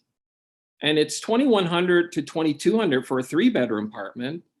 An old small house is about $2,500, and new houses in the Sobera subdivision, the one in Ward 5, are renting for about $2,500 upstairs and $1,800 for a basement apartment that gets approved. And that's what citizens have told me. And I'm wondering what guarantee from the owners and the developers are in these initiatives on the agenda, and how will we guarantee attainable housing, which is, as the citizen Daniel Grattan said, kind of like between 750 and 900. He's at 850, but really 750 to 900. So how will we guarantee that? So first, have we had any input from the economically disadvantaged as a group, or the housing disadvantaged? Has there been any, they're stakeholders mainly in this thing, that this is what we're doing it for. Have we had any input from them in this proposal? And how do we guarantee that those prices for them that they can afford? So I'm going to turn this over to Marianne. That's a really, really broad, tough question. And I'm not sure how it specifically addresses the two items on our agenda. I just want to provide a little context before I give it to Mariana. These two items, these recommendations are asking for council direction. As Mariana stated, we don't want to, as a committee, we don't want to go anywhere the council hasn't directed us to go in, because it's going to mean work that our staff and the committee will have to do. So council's holding all the cards here with this. We don't want to move forward, but I just want it to be very clear that these two recommendations are two things that we know about right now. Our conversations have gone well beyond these two recommendations. So I wouldn't want anybody to get the impression that we think that these two initial recommendations just to go into a direction are the silver bullets. This committee has talked about a lot of different things. So Councillor Kittredge, so you're raising some good points, and the county plays in the affordable housing space. So we are working with those, and maybe Marianne, in your answer to Councillor Kittredge, you can touch on the relationship that we have with the County of Wellington. Mariana? Thank you, Mayor Linton. Thank you for the question, Councillor Kittredge, questions. So firstly, yes, there's been consultation, and I know that Brett can speak a little more about the conversations that have been had with economic development, trying to increase the supply of housing in the agricultural community for farm workers. We've had a lot of discussions with the county's attainable housing team as well, and they have done a lot of consultation and provide us with information. We are just beginning this process, so this is just asking council to endorse this direction. A lot of the consultation can come through this, but we want to know that council is on board with this direction, because this is what we're seeing from the information that we have received to date through our research, that this is the best approach. To go back to your other question about ensuring, it's very difficult in the market to ensure specific costing for housing. The market typically dictates that. However, this is why we are proposing the community planning permit system, because the number of affordable units can be guaranteed mostly through that process, as opposed to any other type of process. We don't have the ability through other planning mechanisms and tools to ensure a certain percentage of housing be affordable. So that is something that can be done through the community planning permit system. You can set that criteria up front. You can require certain specific percentage to be affordable. However, we define that, which still has to be done. And then we can require that before we issue a permit, we would have to have insurance or assurance that that number can be provided. So that is how we would ensure, and also through the community improvement plan, if we are providing funding to a developer to provide attainable housing, then we can enter into an agreement with that developer and ensure, again, that they provide that, because we're providing them financial incentives. So those are the two mechanisms that we have, is the CPPS and the CIP, that because we're providing something, providing a development permit, providing a CIP grant, that is one way to ensure, or two ways to ensure, that we are getting affordable housing. Otherwise, it is a very, very difficult thing to to fulfill that goal. The county, there's different models in place, obviously, where land can be purchased, and that's more of a social housing. But to try to encourage attainable housing in this community is going to involve a multi-pronged approach from various different tools and directions. And it's also, it's difficult to actually do just with one mechanism. So in general, and generally speaking, we can also get into the definitions of attainable and affordable, but generally speaking, the increase of supply of housing and the increase in range of housing will get at increasing the supply most readily. So we're trying to get at it from various angles, again, through various mechanisms that it's not an easy solution, but it's a multi-pronged approach that we're trying to establish through various means. And these two directions are the ones that we see have made themselves visible right now to us, that we can get going on sooner rather than later. I hope that answers some of those questions. But I'm happy to answer any other questions. And I'm not sure if Brett has anything to comment on there with regard to economic development and other consultation that has been done in that respect. Brett, anything to add? Sure. I guess, first of all, just to add to Mariana's comments about the CPPS, not only is affordable housing sort of regulation or ensuring that that is done possible through the CPPS, it's also mandatory. The province has made it a requirement that if a municipality wants to use a tool that it developed called inclusionary zoning, where you specify in zoning that a certain percentage of units be affordable, you must have a CPPS to use that tool. So that's a big part of one of the reasons why the Healthy Growth Advisory Committee are bringing that one forward. But in addition to that, we have a subcommittee on the Economic Development Task Force that's specifically looking at agricultural related issues, and worker housing is one of the things that we're looking at. We're also in consultation all the time. You heard at our meeting when we approved the consultant contract for the CIP that we are working hand in hand with the county staff at economic development that are responsible for the attainable housing file. They're working on their own definition of attainable to go with rental housing. And as Mariana noted, if we provide a small financial incentive, that's a tool to get an agreement that guarantees certainty that units would be either affordable or attainable or whatever definition. As far as the county goes, when they talk about affordable, they're speaking of their own county provided housing. So they view attainable as something different, and attainable is meant for people of working income to be able to afford. We've done, through the students at the U of G, some research and set some broad goals towards what attainable might be from the ownership side. And I know the county is working on the same thing on the rental side. So we'll come together with those two things. Thanks, Brett. Councillor Kitchus, following. Thank you, Mayor. Can you hear me? Okay. Thank you for trying to answer that question.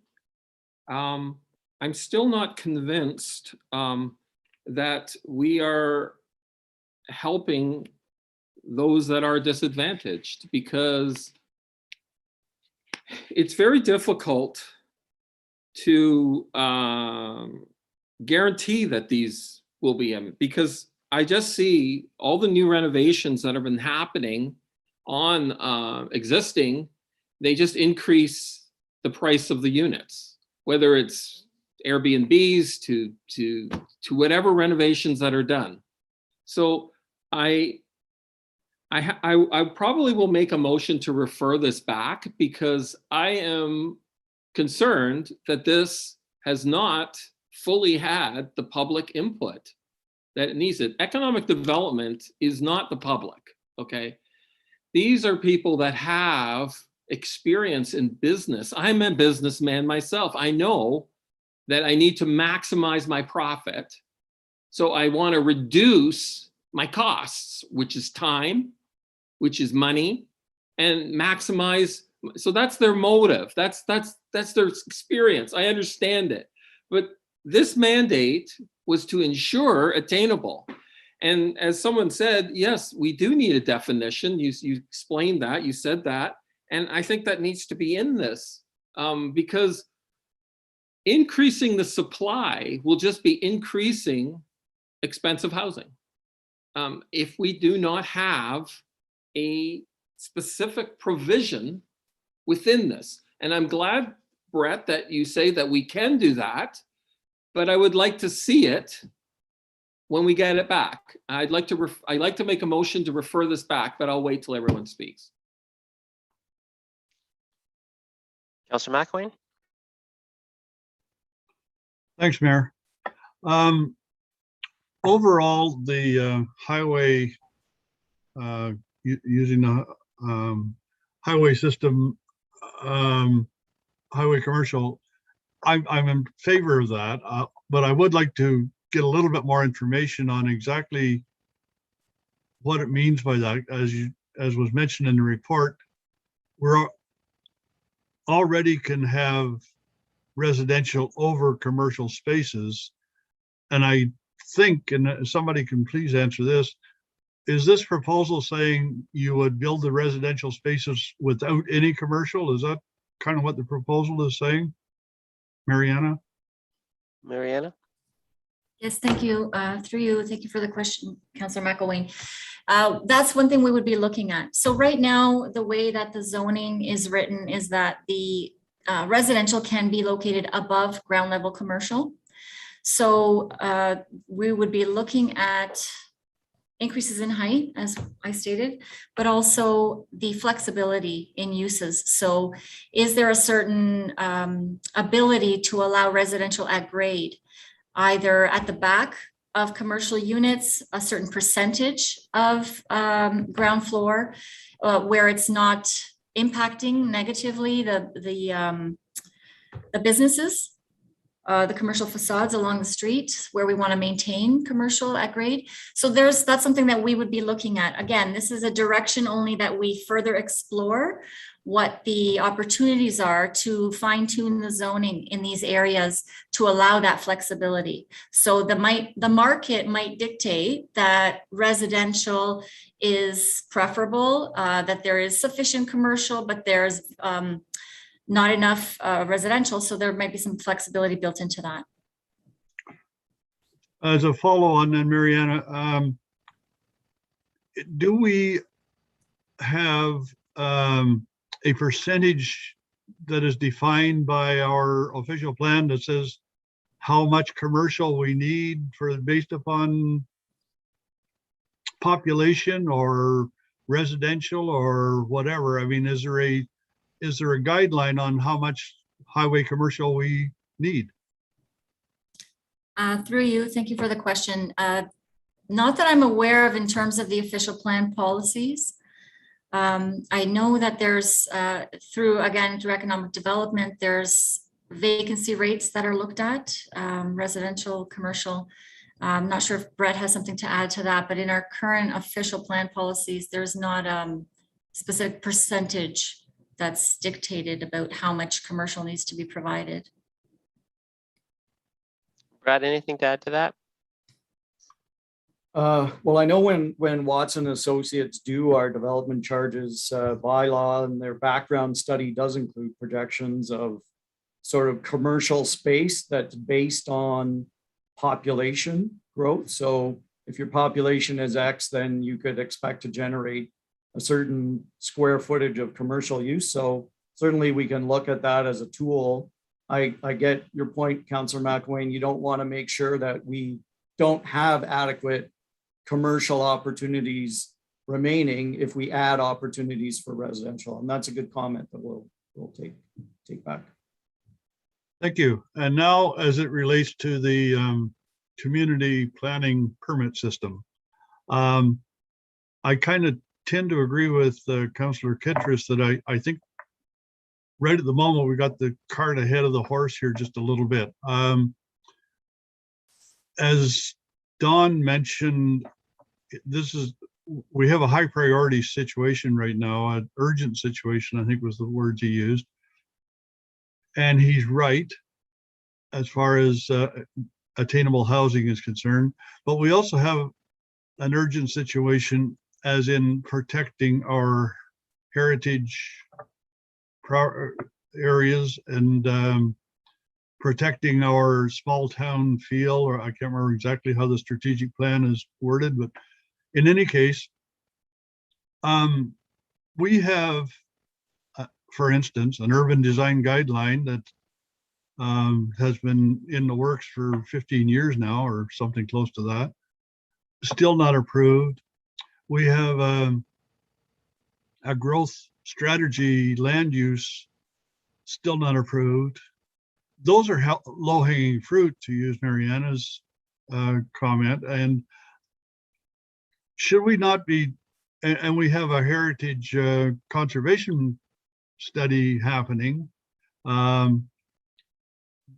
that hopefully will protect some of our heritage properties. Should we not be getting some of these things in place before we worry about the CPPS? Because it's going to take a while for the CPPS.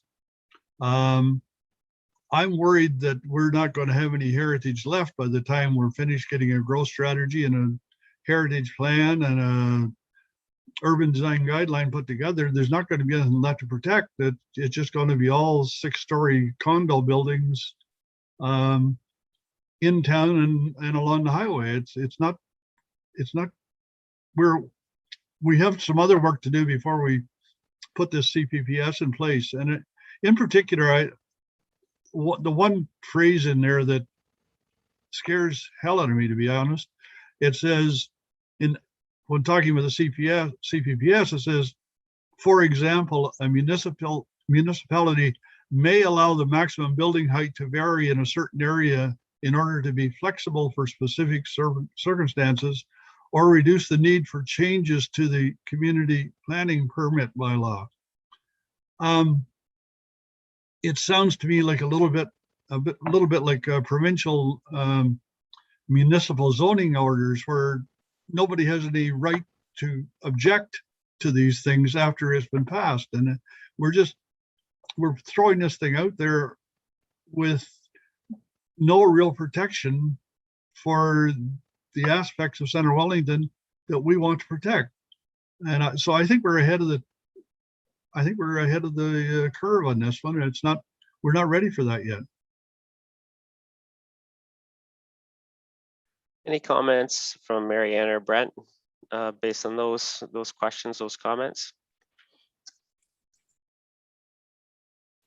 Okay, Councillor Van Leeuwen. Oh, go ahead, Marianne. Well, sorry, we're not sure if Brett wanted to speak to it, but I think I'd like to make some comments and then maybe Brett could add some. So you make a good point about the guidelines, design guidelines, and the community planning permit system is actually the best way to ensure those guidelines are required to be adhered to.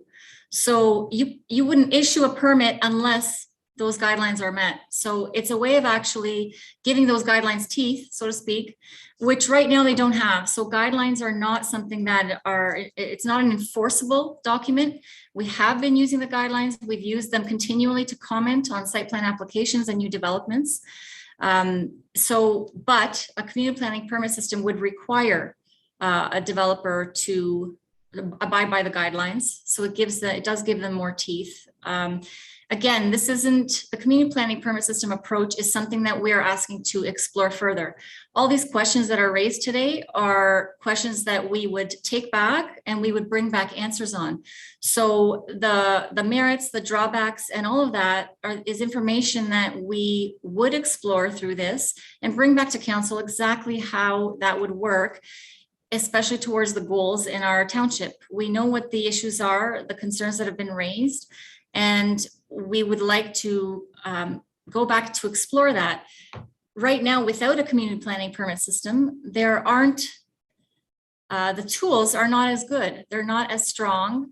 And even in terms of asking for various reports, technical studies, when a development application comes in, the current legislation is not as prescriptive as a CPPS would be to say, if you're in this location, in this area, and if this is the type of development you're proposing, you need to provide this study that shows no impacts on shadows or heritage, or whatever the case may be. We can easily set out those requirements in advance so that it's very clear as to what studies you will require and when you will issue an application, a permit or not.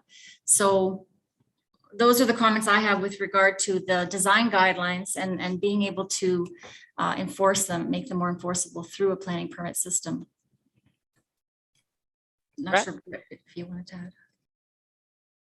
Yeah, I'd just like to add, I mean, there's nothing in the recommendation regarding the highway commercial zoning or the CPPS that makes anything a foregone conclusion. We're asking for direction to investigate those items and report back. So the things that, as Mariana mentioned, the questions that council are asking are things that we can include in our report. But she's correct about the community planning permit system being a stronger way of giving teeth to your guidelines.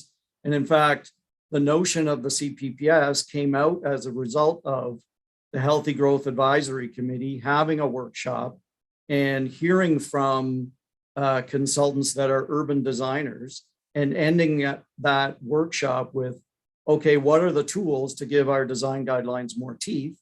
And that's what resulted in the staff report of mine, the report to the Healthy Growth Committee that's attached to the agenda package. And as far as the heritage work goes, council members will see from the draft capital budget that we have a heritage project every year in the budget for the next 10 years. So we're not anticipating or suggesting that doing the work that we're asking for means that there's any suspension or that we're putting off doing any of the heritage work. There's a capital project in the budget every single year to implement what was recommended in the cultural heritage landscape study.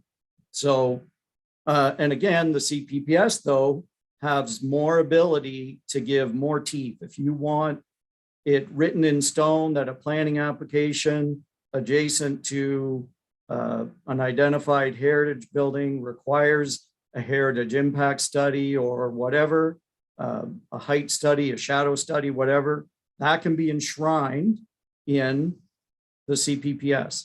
The same provision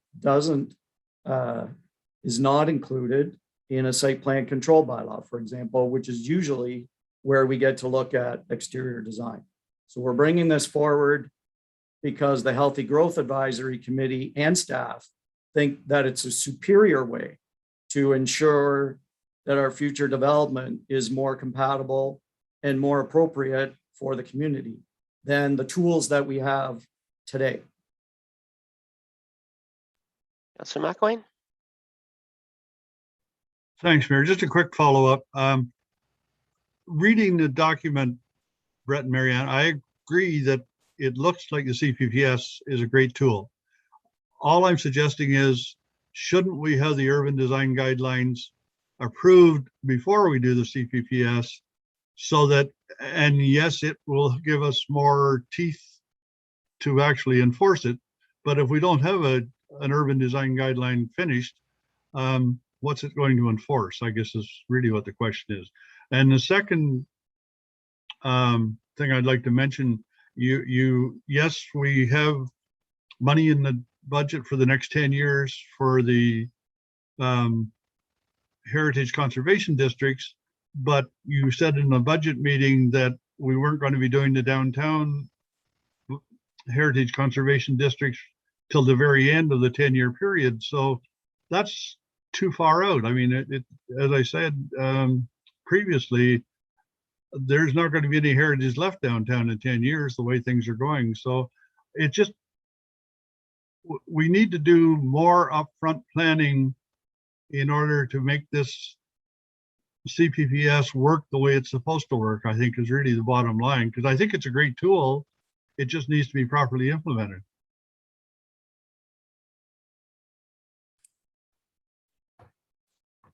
Councillor Van Leeuwen?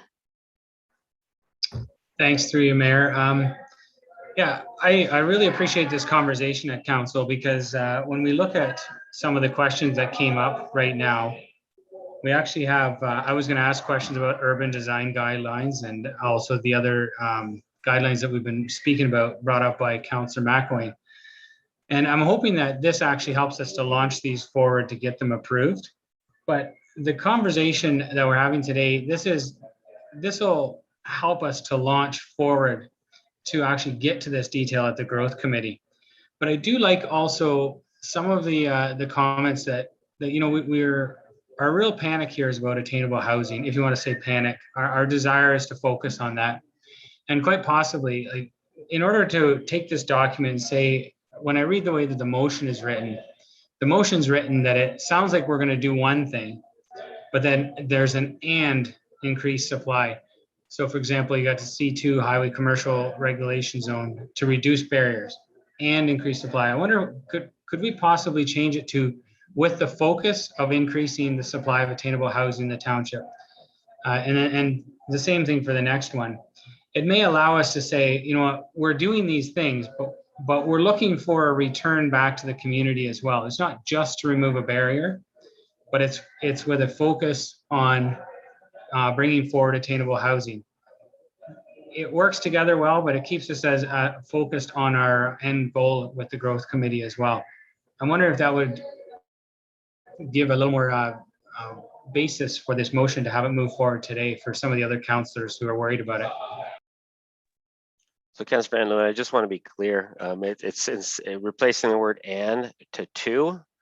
So reduce barriers to increase the supply of, and then the second one is a planning approval process to increase the supply, like just making a connection there a little bit clearer. Yeah, just make the connection made clear to or with the focus on. Yep. Okay, thanks. Councillor Foster? Thank you, Mayor.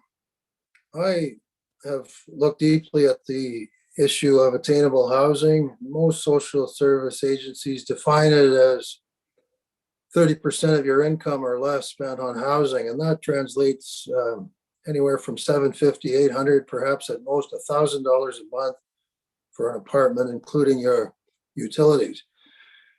And I also had a discussion with a landlord in our community, and I talked to the landlord about the CPPS system and the supply of attainable housing. What's holding us back from having more attainable units? And after some discussion, the person said to me, well, Bob, you can fast track planning approvals with a CPPS system if you want to, but you are asking me to borrow millions of dollars to build an apartment building and charge half price for the rent. The going rate is $2,000 or more in our community. And without a reasonable rate of return, no investor or landlord is willing to do that, whether you have a CPPS system or not. And the conclusion any reasonable person will draw is that the real barriers are market driven and faster planning approvals aren't going to address the problem. My concern, in fact, with the community planning permit system is it's quite undemocratic. It fast tracks development proposals. It's going to reduce and perhaps even eliminate openness and transparency on planning matters. It's going to eliminate our oversight as a council on planning matters. And it's my view that we need more oversight and not less. It's been noted that 80% of our residents feel we're growing too fast, and yet here we are today with a proposal to expedite that growth. In fact, I call the CPPS a blank check that fast tracks this growth and development, and I have a difficult time supporting it. And I note that since we delegated authority in a similar manner to the CAO last April, there's been very little reporting on what decisions were taken under that ability. And today's proposal, in my view, is a very similar blank check in the planning area. So I'm not in favor of this, and I actually would like to make a motion to refer the CPPS proposal back to staff until such time as council has approved and passed a comprehensive growth strategy, a master plan to protect our cultural heritage resources, and proper urban design guidelines. Before those things happen, Mayor, any CPPS is premature. A motion has been made. Yeah, so I'll finish the comments. We already had Councillor Kittredge there suggest a motion very similar, so I will go back to him. Just a couple comments. I just want to make it clear, we're making a lot of comments here, like talking about guarantees about attainable housing and all that kind of stuff. I don't think any of us have everything figured out when it comes to attainable housing and making our community a community where people who want to live here can afford to live here. That's a problem we have, and I think all of us recognize, and hopefully there's some common ground here among council that we recognize that is not a good situation. You know, we hear stories, and we had people talking to the Healthy Growth Advisory Committee about them having to leave Center Wellington because they can't afford to live here. We know that's a fact. Work that the Wellington County has done, attainable housing strategy, quantifies the challenges that we have and makes it really, really clear in a comprehensive study that includes significant public consultation, is that we have a drastically low supply of rental housing. So we recognize very, very quickly on, as we were having really good discussions at the Attainable Housing Committee, that we had to do things to increase the financial incentives and also reduce the barriers to building attainable housing in our community. I think all of us as councillors appreciate that that's a situation that we have to rectify. So now the question is, okay, so what's the next steps that we can do? So the committee has identified these two recommendations as a way to move ahead in two areas that we think as a committee unanimously that there could be more positives than negatives in moving ahead with these two areas. It's for direction only. As council knows, that a committee cannot do work and staff cannot do work without the direction of council. So any kind of referring this back is very similar to the recommendation that you're asking for we're asking for right now, is to do further work on those two areas. It's coming right back to council after more work is done. So the committee has identified these as two areas where we could have significant improvement to the supply of rental housing in Center Wellington. And so that's all they're asking for. In order to go further and to answer some of the questions that council is rightly asking right now, they have to do more work. And that's all they're asking for right now. And so I think if there's a thinking that the cart's before the horse, we don't have all these questions answered, that's absolutely true. We don't have all these questions answered right now. All we know is it's an urgent situation. We want to make significant improvement to attainable housing supply in Center Wellington, and the Healthy Growth Committee has identified these are two directions. If we do these right and we move in these directions, we'll be able to bring recommendations back to council to make a significant improvement in attainable housing. Again, these are two recommendations. There are other things, as Chair Fisher talked about, when it comes to the community improvement plan. There's other mechanisms, other levers that we're going to be bringing back to council as well, as we get a level of conversation and discussion at the Healthy Growth Committee. So I just want to make it clear what we're asking for. We're asking for direction to proceed to answer some of the questions that council raised today. We have to start somewhere. Chair Fisher talked about how there's a number of steps that have to be taken. This is going to take some time, but council has to start this ball rolling. We have to provide direction for more work to be done and more questions to be answered. So that's all that we're asking for today, is to help give us the opportunity, give staff the ability to move in these two directions here. Any final comments from council? Councillor Kittredge? Thank you, Mayor. I agree with you that we need to give direction. And that's what I hope to do with a motion. My motion is not the same as Councillor Foster. He can make that motion after mine. Just previously, we were talking about termites, and you said that it's very important that we have the goal, and that we understand what our goal is. Well, the problem I see with this is that we haven't defined attainable housing. We don't even know what we're talking. We give lip service to affordable housing, attainable housing. It's used all the time, but we haven't actually got it in a concrete, like what it is concrete. So I would like to have a motion to refer these recommendations back to the healthy growth and to staff to define what attainable housing is, number one, and to have consultation with the public within 30 to 60 days, and to have at least one stakeholder meeting with economic and housing disadvantaged and or an advocate group that represents them, and that these initiatives come back to council with the provision to ensure, as stated in our strategic plan, that future developments using these initiatives will provide at least 30% of new development in the price range of $700 to $900 for rent or mortgage payment with utilities. So that's my motion.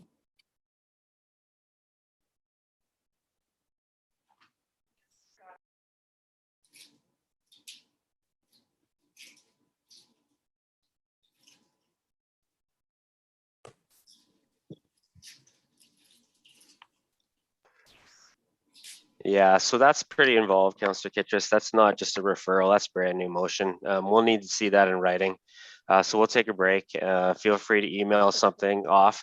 Just as a matter of interest though, council's all aware that the Heritage or the Healthy Growth Committee did come up with a definition of attainable housing, and that's what we've been using, and that has come to council. So maybe when you send an email with your motion to carry, you can not include that part because it's already been done. So we're gonna have to take a break, and you need to get something in writing to carry, because there's no way that I'm just going to put that on the floor the way it is, because there's a lot of moving parts there. Okay, we're gonna get back at it at 3:20.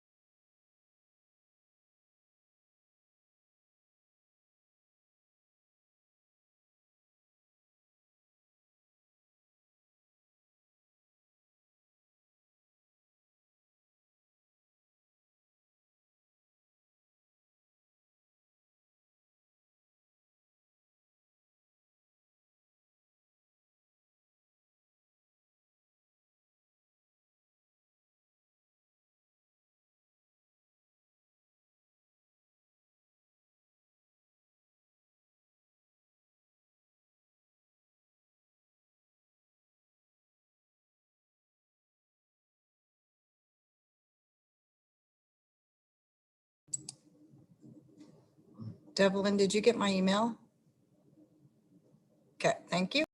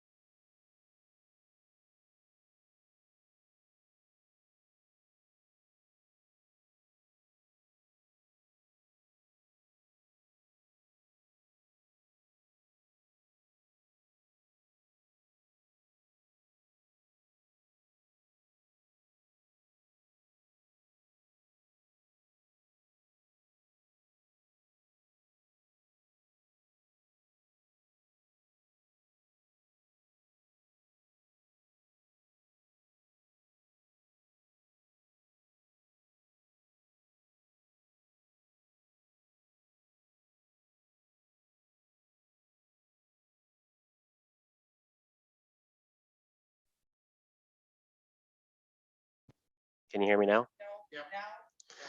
Okay, sorry, I turned my stuff off for some reason.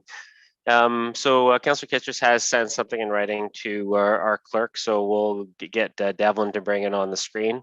And we'll get mover and a seconder. We've had significant conversation about this already, but I do, if there's anything specific to this motion, please let's try to stay a little bit focused because we've talked about this for a while. So as long as we're focused on this motion, so I will read the motion out.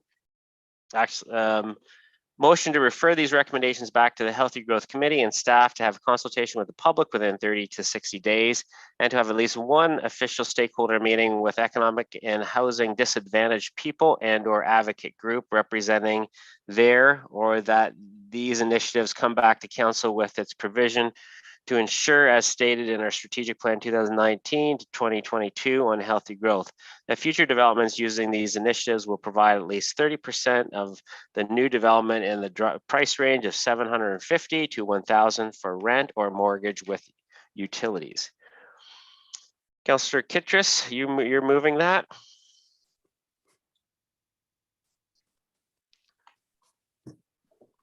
I'd like to move that, and I'd like to have a recorded vote. Okay, a recorded vote will happen for that. Seconder for that. Councillor Foster, any discussion on that motion? Okay, all in favor? Opposed? And that's defeated. And I'll let our clerk do the recorded vote. Yeah, Councillor Van Leeuwen, No. Councillor Foster, Yes. Councillor McElwain, No. Councillor McCray, No, Councillor Kittredge, Yes, Councillor Dunsmore, No, and Mayor Linton. No. Okay, it is in fact defeated. Okay, and I believe that Councillor Van Leeuwen? Thanks, Mayor. Basically, I see that this council recommendation is like a referral for the committee to go to work. Can we just make sure that some of what was put in that motion goes to the growth committee so that at least we can have a discussion over it?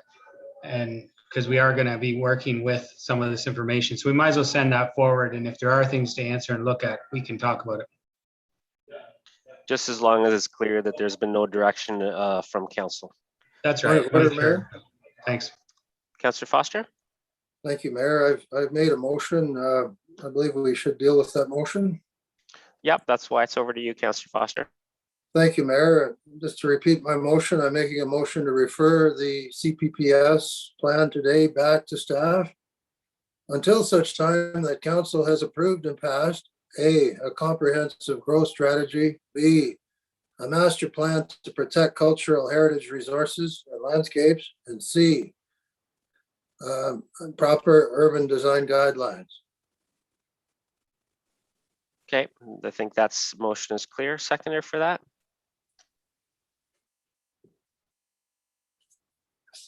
Councillor Kittrus? Any discussion on that motion? Any other like you've made your point about it. Is there anything new, Councillor Foster? I'm kind of looking for discussion for other members of council.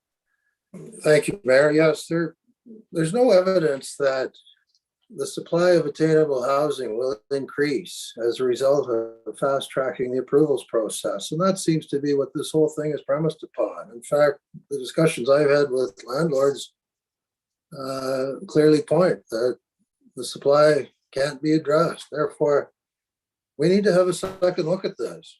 We need to understand attainable housing. We need to have a comprehensive growth strategy. We need to have a plan to protect our heritage resources, and we need to have proper urban design guidelines. So I'm speaking in favor of the motion. I encourage everyone to support it, and I call for a recorded vote. Thank you. Okay, we'll get you a recorded vote. We had that moved by Councillor Foster, seconded by Councillor Kittrus. All in favor? Opposed? Okay, and I'll ask our clerk to do a recorded vote.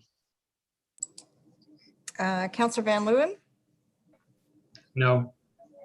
Councillor Foster, Yes.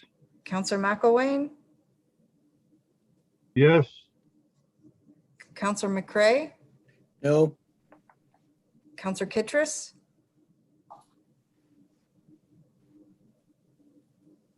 Yes. Councillor Dunsmore, No.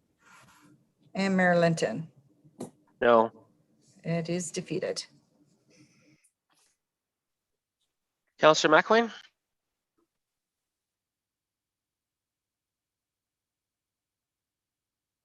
You're still on mute, Councillor McElwain. Sorry. I tried to raise my hand before the vote, but I guess you didn't see me. I wanted to clarify with the growth committee, I guess, Mariana and Brett and Don, he's still there. Everything that Councillor Foster just asked for in his motion, are they going to be considered as part of your going back to do your further investigation? I mean, because it's the same basic comments I made previously. We should be looking at all of those things, and I'm hoping that they are part of what's going to be considered by the growth committee as it goes back to investigate. Mariana, Brett, who wants to take this? Well, I think we can look at those things in the context of the work that we're doing going forward, yes.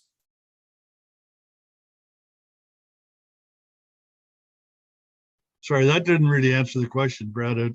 I mean, in the context of what you're doing, I don't know what that is. Are you going to be looking at bringing forward urban design guidelines before we do CPPS, for instance?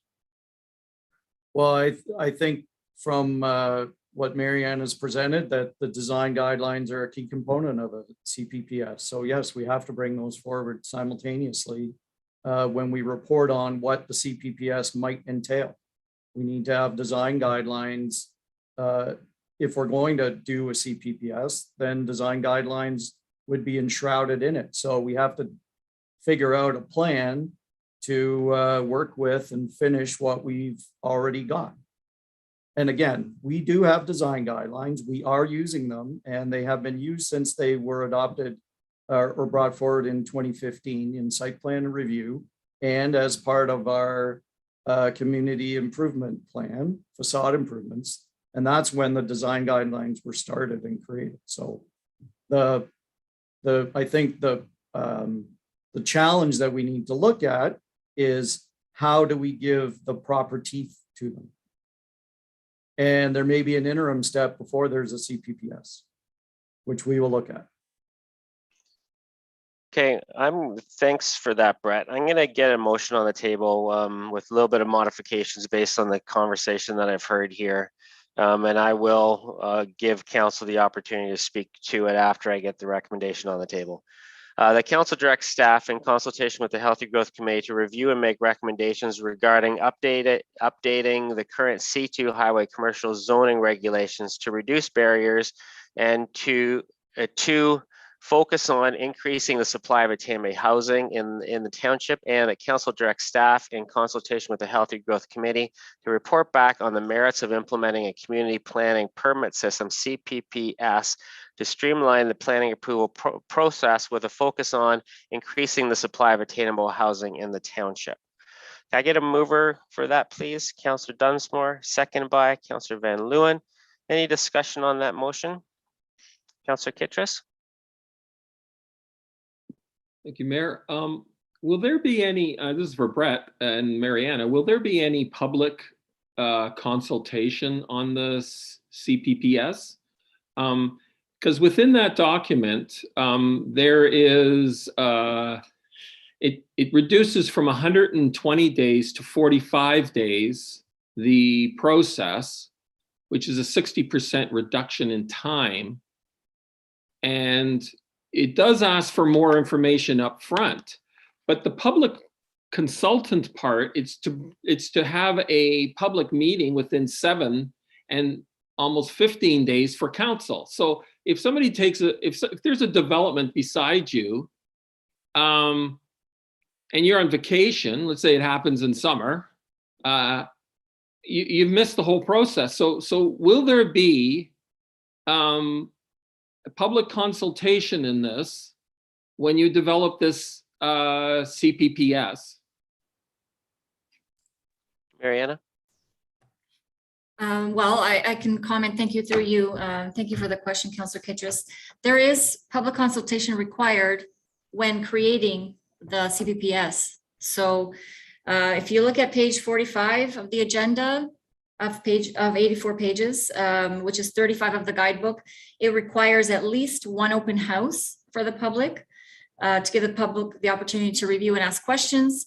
It requires at least one public meeting. So there is a public process built in before the CPPS becomes, is finalized and becomes a bylaw that's in effect. So there's that. And then there's the consultation that's required upon receipt of an application. So there is public consultation, yes. Councillor Foster? Thank you, Mayor. I've spoken at length about part 2 of the recommendation. There's no evidence, as I've said, that fast tracking approval will increase supply. In fact, there's evidence to the contrary. I want to speak to the first part of the motion, the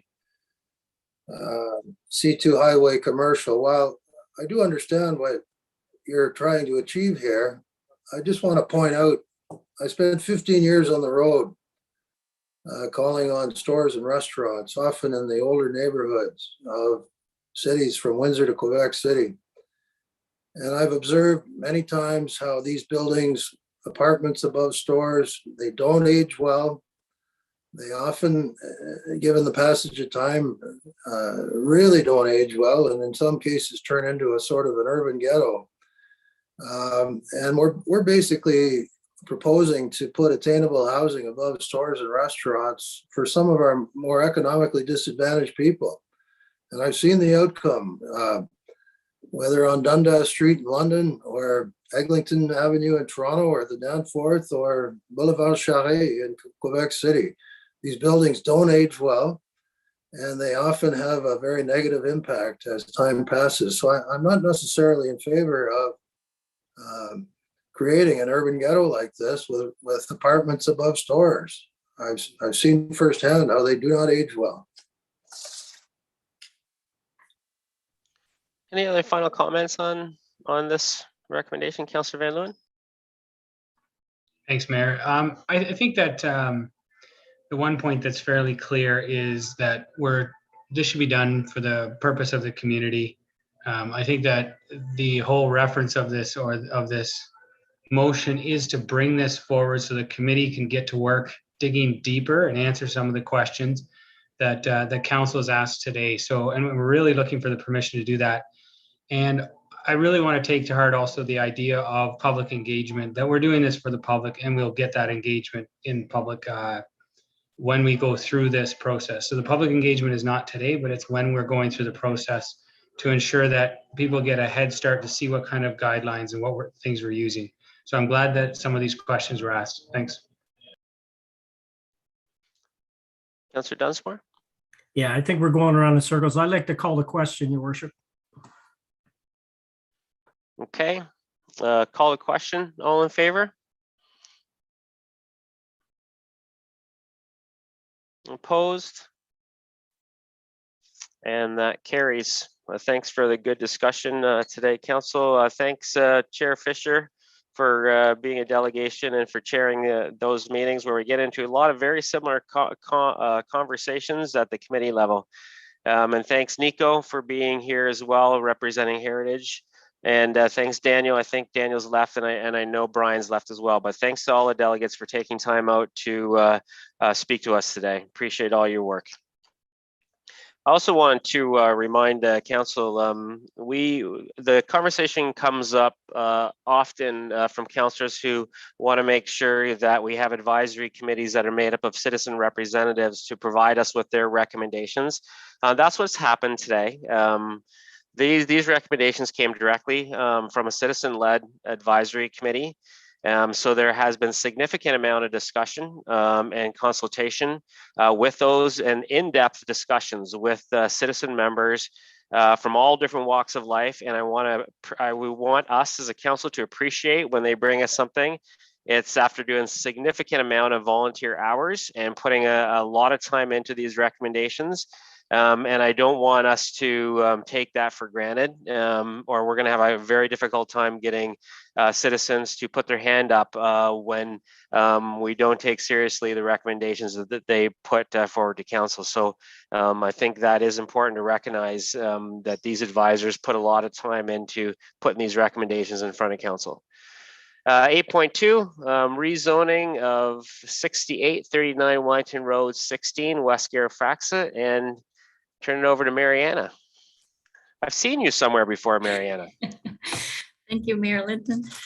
Through you, this application before you is for the property located at 6839 Wellington Road 16 in the former township of West Garifraxa, approximately 100 acres, 40 hectares in size, designated prime agricultural and core greenlands in the county official plan. The rezoning application will rezone the lands from agricultural and environmental protection to add an exception to the agricultural lands. The purpose of the exceptions to prohibit residential uses on the proposed retained farm parcel as required by provincial and county policies as a condition of a farm dwelling surplus severance, which was approved by the county through application B721. A public meeting was held on this application on September 29th of this year. No oral or written submissions were received from the public. County comments were received stating no objections to the rezoning. After reviewing the application and all input received, staff recommends approval and that the corresponding bylaw be enacted by council. And I'd be pleased to answer any questions. Thanks, Mariana. Questions for this from council? Councillor Foster?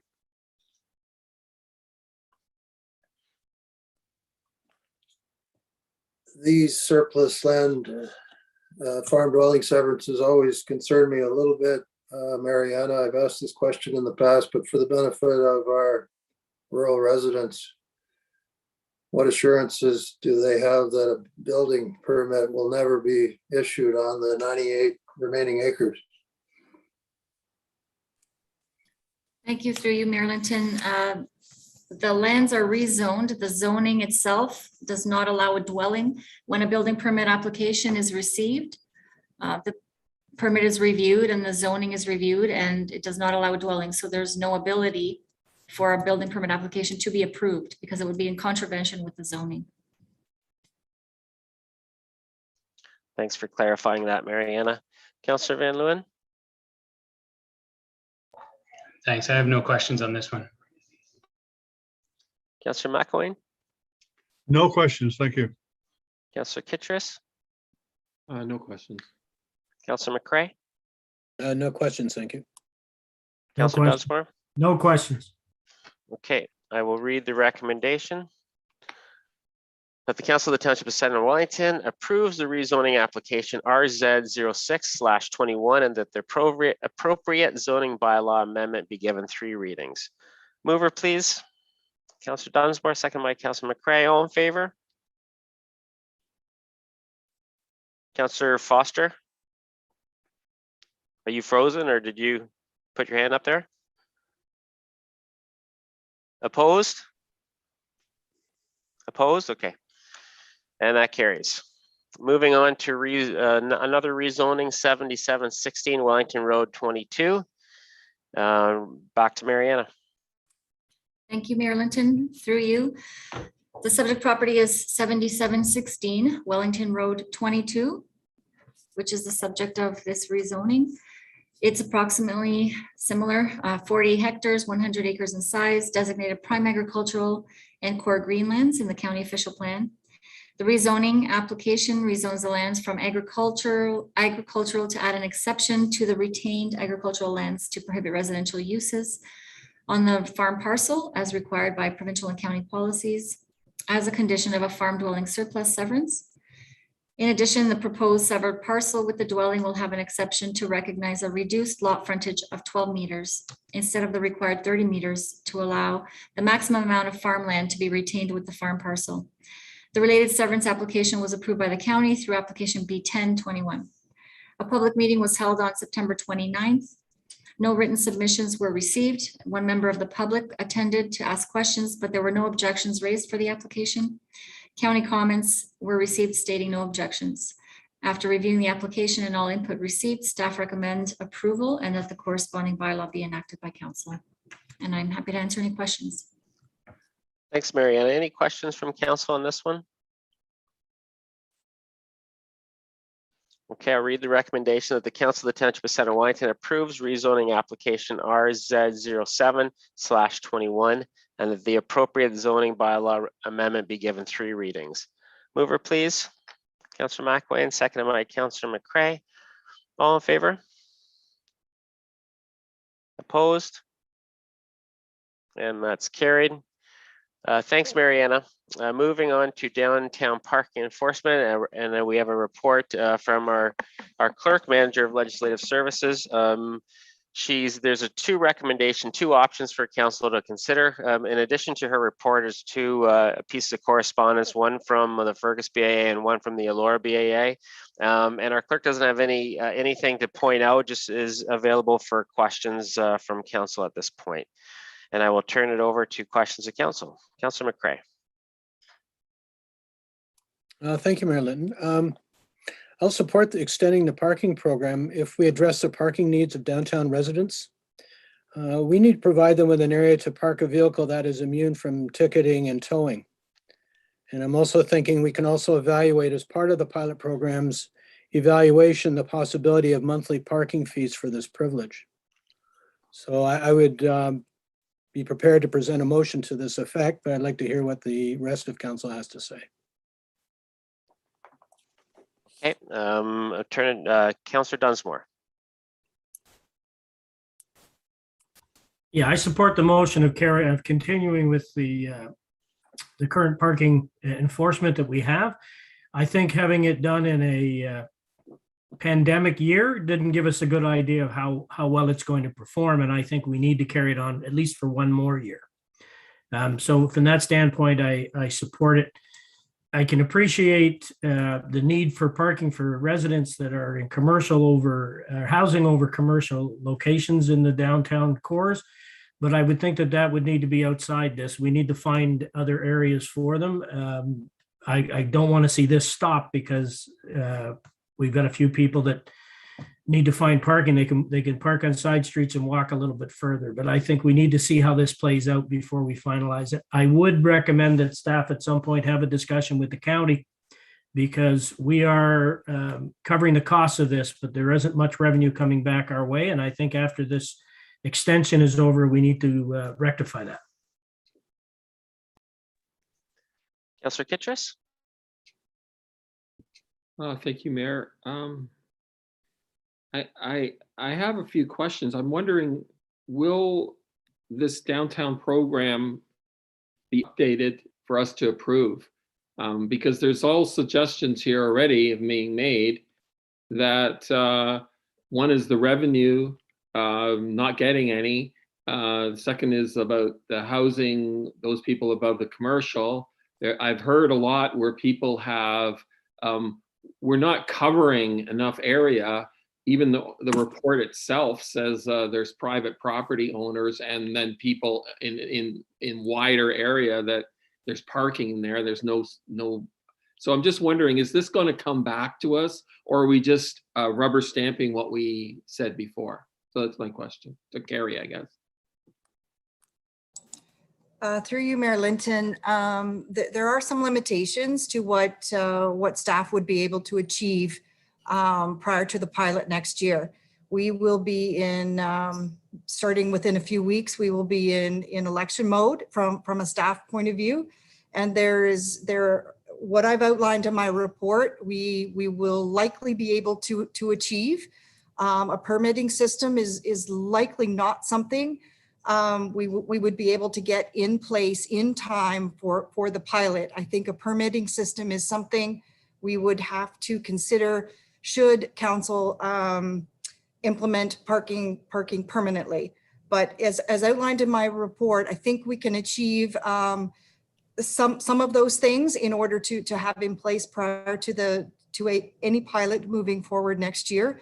But I cannot commit to making sure that we get it all done and that staff resources are limited and will be limited again once we start with election work. I can say though that that we will like parking on private property and those types of things we can certainly look at and work very hard to get some of those things in place. And of course that would have to be brought back to council.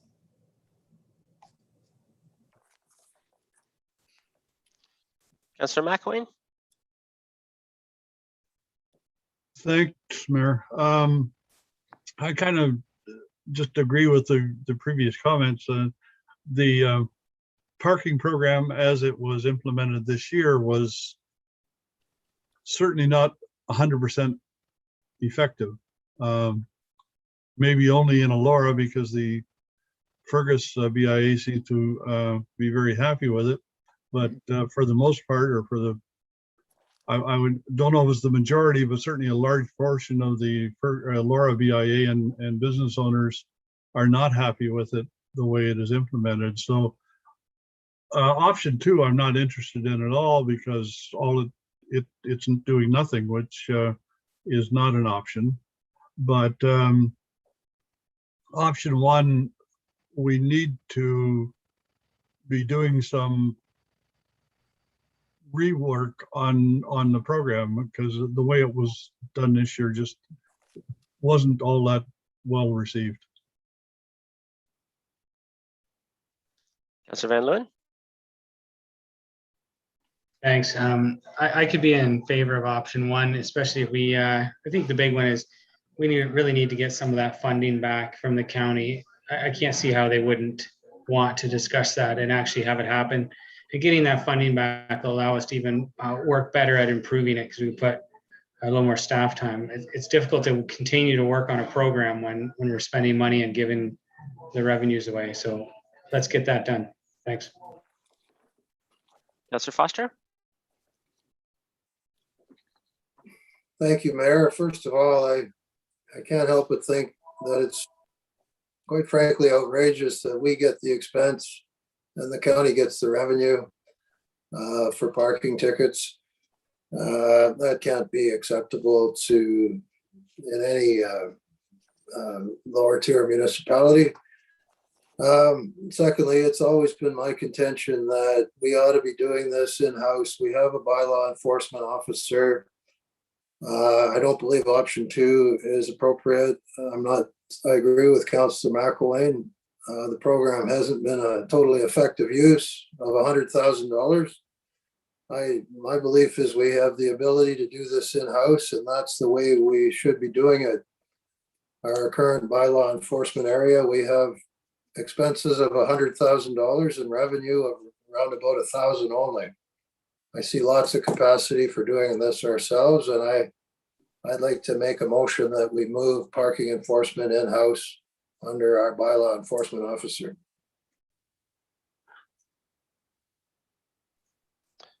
Yeah, I have just a couple comments about this. This was a pilot project for a reason. We moved ahead on something like this, recognizing that we had to do something to get the turnover of parking in both our downtowns. So I don't think anybody was expecting this to be perfect or without its challenges. So I think what our staff have done in consultation with the Alpha is to identify those 6 areas that we know that we have to pursue. And I completely agree with Councillors Vandersluis and Foster. The Center of Wellington has to receive the revenue, a good percentage of the revenues for this program. I've informed the county, and the county is well aware that we're going to be having discussions on that front.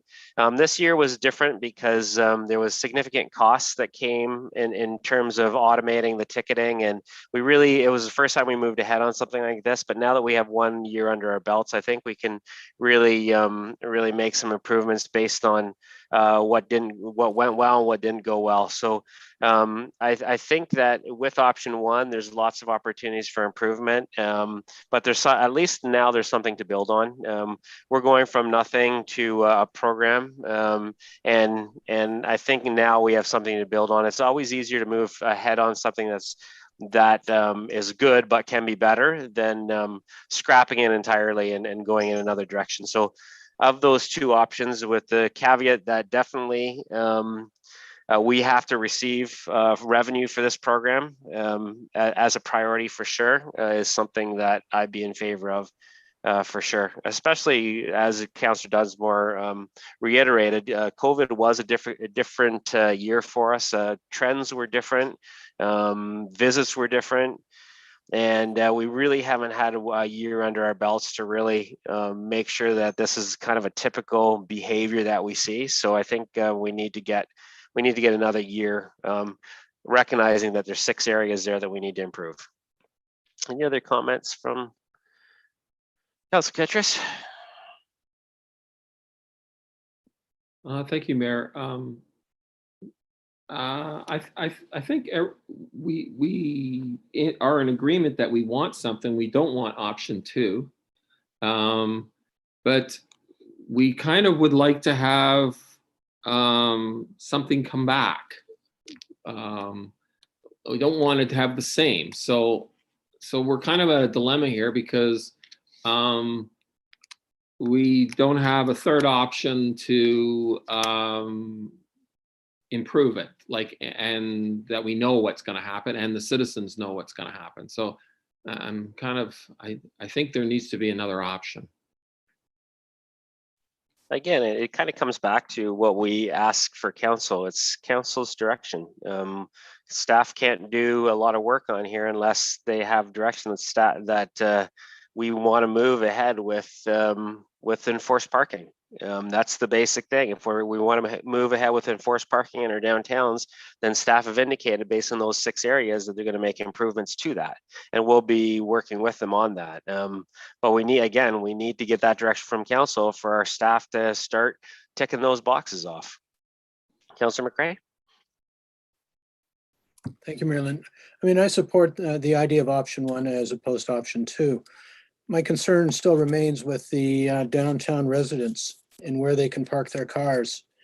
And I'm wondering, is it something as simple as we just record the license plates of the individuals living above the downtown cores and give them to the parking enforcement officers? So when they're about to ticket a car, at least they have the license plate number. They say, okay, we'll skip this one. I think we need to consider the disadvantages that we're putting our downtown residents at when we are doing this pilot program.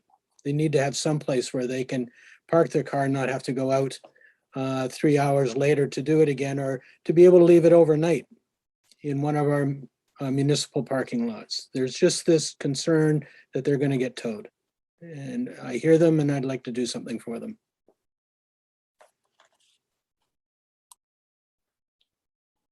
Other comments, questions from council?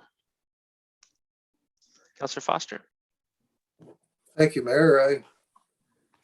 I'm well familiar with downtown Fergus, and it's my view that most of the problem is in the summertime weekends, and most of the problem is in Elora more so than in Fergus. And this is partly why I think the right option for us is to do this ourselves in-house. We have our own bylaw enforcement officer. Perhaps one option would be to get some part-time help specifically for Saturdays and Sundays, but nevertheless, I'm quite certain we could at least look at the option of doing this ourselves. So that's the motion I've made, and I think we need to consider that. Yeah, so I'm going to let our CAO speak to that one because you're talking about resourcing. So before I get a seconder on this, I think a comment from our CAO would be in order. Andy? Thank you, Mayor Linton. Can everyone hear me? Yeah, okay. Thank you, Mayor Linton. Yeah, as council's aware, we have one bylaw officer that works 8:30 to 4:30, Monday to Friday. We do have him scheduled at various other times, depending on the bylaw complaints. He has provided reports to council previously that with the current workload, we're behind schedule and behind being able to address the number of complaints he's receiving on all the other bylaws. In regards to downtown parking, the parking enforcement is 9 a.m. to 7 p.m. Monday through Sunday. So you're looking at a number of hours that people are having to do. The Alpha team had a number of staff that were working through various hours each day of the week in order to keep the enforcement. And there's no ability for our current bylaw officer to undertake the parking enforcement in addition to the current workload that they're doing. Councillor Van Leeuwen? Thanks. I was just going to say that at some point I can see us bringing this in-house where we hire a full-time staff member. But at this time, we're still working through the pilot program, going, how do we do this? What's the best way? Once we refine it, but the possibility is there. You'd say, you know what, now's the time to hire a full-time to assist with parking and bylaw enforcement. Because at the $100,000 cost, you can definitely have an employee. But at this time, I'm okay with the pilot before we actually bring on a full-time person.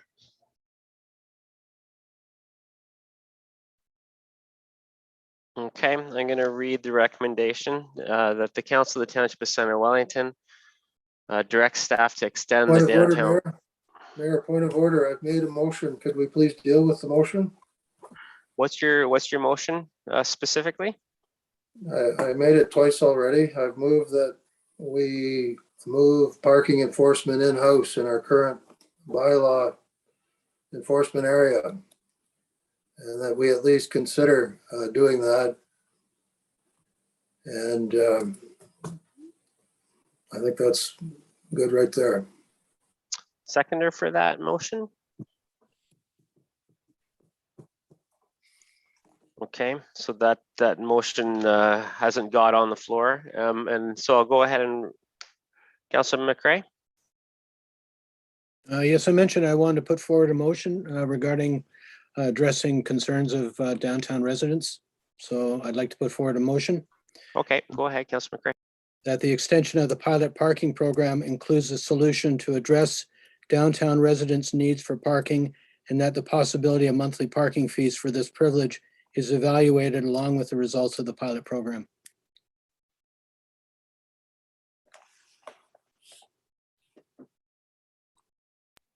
Seconder for that motion, Councillor McWayne. I just want to again give our CAO an opportunity to speak to that, because that is a level of resourcing. I don't want us to make a motion and pass a motion without at least giving our CAO the opportunity to speak to staff capacity to actually undertake what you've suggested. Andy? Thank you, Mayor Linton, through you. We have actually had discussions with Alpha in regards to that. They have actually recommended to us that that is a very challenging piece to incorporate in a short term. They do some in other enforcement areas, but it's over the longer term that they're being able to do that.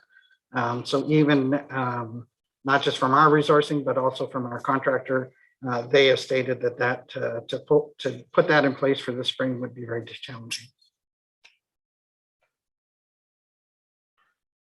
Okay, Councillor McCray. Thank you, Marilyn. I guess I'm just trying to understand if, say, for example, we have 25 residents downtown, 25 cars. What's the challenge in terms of their submitting their license plate numbers to give to Alpha?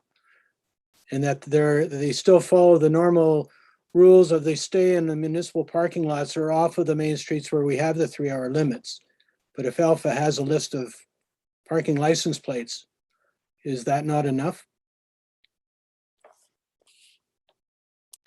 I think as a policy, there's questions that we'd want to answer. That's kind of exclusionary. It's giving some people benefits that others don't enjoy. So it's definitely a policy that we'd have to take a stand on as a council, that's okay. And if that's council's wish, and that's council's wish, and then that can be done. But that definitely would require a policy change, because it'd have to be criteria built into who has the ability to get to park in these places and other people don't. So we'd have to have a discussion about that. I'm willing to get a mover and see if that motion goes ahead, and then that's council's direction. I absolutely understand the reasoning behind it. I don't think it's going to be as easy as we think to implement it, but I definitely want council to weigh in on getting a mover and a seconder for that motion. So is everybody aware of Councillor McCray's motion before I ask for a seconder? Do we need him to repeat it again? Yeah, can you repeat it again, Councillor McCray?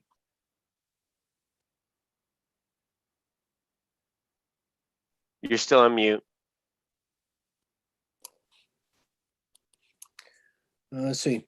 I'd like to present the following motion that the extension of the pilot program, the extension of the pilot parking program includes a solution to address downtown residents' needs for parking, and that the possibility of monthly parking fees for this privilege is evaluated along with the results of the pilot program.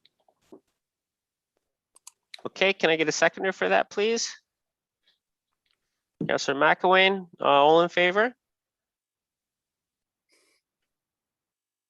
Opposed? And that is carried. There's no discussion there. We should have discussion after movement second. Yeah, we've had a lot of discussion on this already. Okay, so I'll read this recommendation that I have here, that the Council of the Township of Center Wellington directs staff to extend the downtown parking pilot program and contract with Alpha Parking Solutions for the spring, summer, fall of 2022. Can I have a mover for that, please? Councillor McCray, seconded by Councillor Dunsmore. All in favor? Opposed?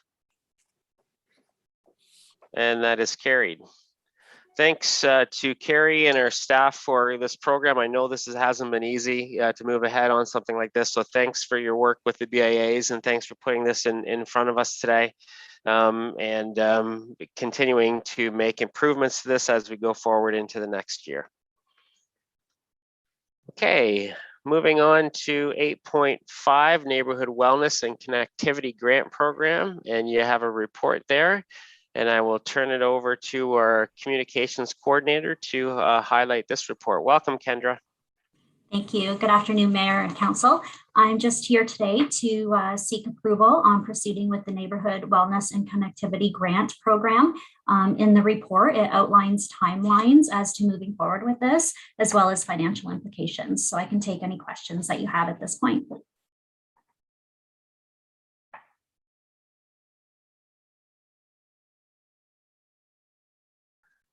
Thanks, Kendra. I'll turn things over to members of council. Thanks for your work on this. And I'll turn things over to members of council for your comments and thoughts on this. Councillor McCray. Well, thank you, Mayor Linton. I think this is a great initiative. And thank you, Councillor Kittredge, for bringing this forward initially. And thank you, Kendra, for all your efforts to get this up and running. The question I have is, will there be a project review and evaluation at the end of this pilot program, just to share with us the success of it before we proceed with further? Absolutely. This is a pilot project. So, and I've asked that anyone that is successful in a grant has to come back and give an outline of their event and the successes and things of that nature. So that will be brought back in a report, probably beginning of 2023, so that we can decide if this is a program that we want to continue with during that budget time. Thanks, Kendra. Councillor Dunsmore. Yeah, I just wanted to thank Kendra for all her hard work on this. And I see that she took a lot of the input from the CSAC committee and she's put together a great program. So I look forward to implementing it and seeing how it plays out in the community. Councillor Kittredge. Thank you, Mayor. I'd like to thank Kendra for putting this forward. I do have a question.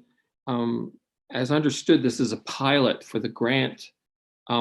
Will in the future this be expanded to people that want to have events but don't want grants, so that they can do something in their community and it's just there's a process for them to do that? Is there any indication that it might move in that direction after this? I mean, I think that staff is always here to assist people to make sure that when they're planning events or trying to get neighborhoods together or anything of that nature, that we're here to help. So I think through this process, as people see it and go online and maybe realize that this isn't maybe something they want to ask money for, but would like to maybe use a park or close a street or something of that nature to get those things going, they're always open to contact myself and staff, because we've always been here in the past and will continue to be there in the future to help neighborhoods and our community members come together. So I can see that definitely people can approach us at any time, if not for dollars, but at least to get our advice on how they can hold successful community events, for sure.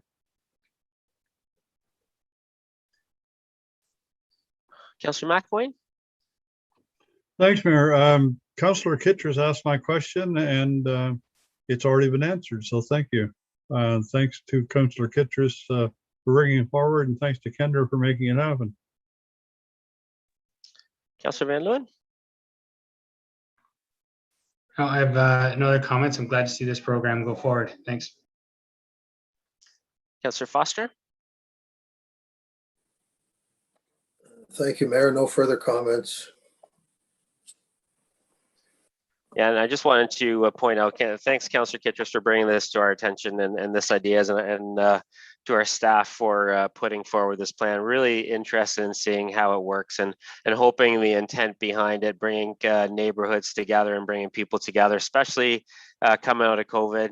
Love to. I hope we can get real good stories from this and a real good grassroots opportunity to get people together again. So I think the timing for it is right. So thanks, Councillor Kittredge. Thanks, Kendra, for pulling this together. I have a recommendation here that the Council of the Township of Center Wellington direct staff to proceed with the Neighborhood Wellness and Connectivity Grant Program, which will launch on January 4th, 2022. Mover for that, please. Councillor Kittredge, seconded by Councillor Dunsmore. All in favor? And that is carried. Thank you very much. On to information items, operational center land purchase, and I will turn it over. This is an information item. Council already provided direction for this, but I'm going to turn it over to our Chief Administrative Officer just to highlight this key points on this report. Andy. Thank you, Mayor Linton. So as per Council's direction from the closed session, just to clarify, these lands are purchased for future use and not necessarily just the operations center. That decision will come from the future. We're looking at 20 acres for $3.95 million, which closes November 30th next month. and that there is a temporary license similar to the purchase of the employment land. We have allowed the farmer to farm the property in 2022, as we will not need access to it in 2022. And the owner of the property will be able to remove any of the buildings and equipment off their property prior to the closing or the use of the property until the end of December 2022. And those are the details of the purchase and offer agreement. Thanks very much, Andy, to working with our lawyers to get this deal closed as per council's direction. Any questions from council? Councillor Kittredge? Thank you, Mayor. I don't really have any questions. I just would like a recorded vote for this. There actually is no motion on this. It's just an information item. Okay. Council already provided direction. Okay. Councillor Foster? Thank you, Mayor. My question would be to Dan Wilson. Dan, we're financing this land purchase with debt, with a loan that is, and our plan is to service that debt with development charges. My question, Dan, is who will service the debt if we ever have a year where there is no revenue from DCs? Who will pay the bill? Dan, you want to lay out the financial implications of this again? Yeah, thank you. Through you, Mayor Linton. We review debt on an annual basis, and that includes projected growth-related debt and the ability to pay growth-related debt. And we can amend our projected growth-related debt annually based on growth projections. So it's something we look at annually. We can prepare for any potential declines in growth. It's not solely based on one particular debt issuance. It's our debt management as a whole from year to year as part of the budget process.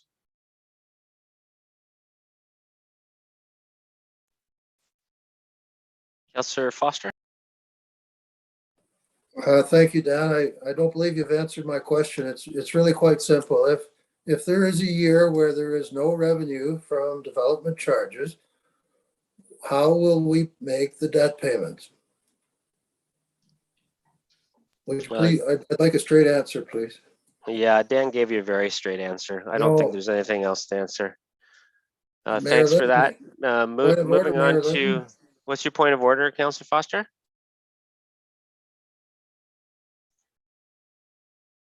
What's your point of order, Councillor Foster? Sorry, you're on mute. That's a non-answer for a legitimate question. Yeah, no, it was a question, and he provided a good answer and a fulsome answer to you. So I think that's been done. Moving on to 10, our bylaws.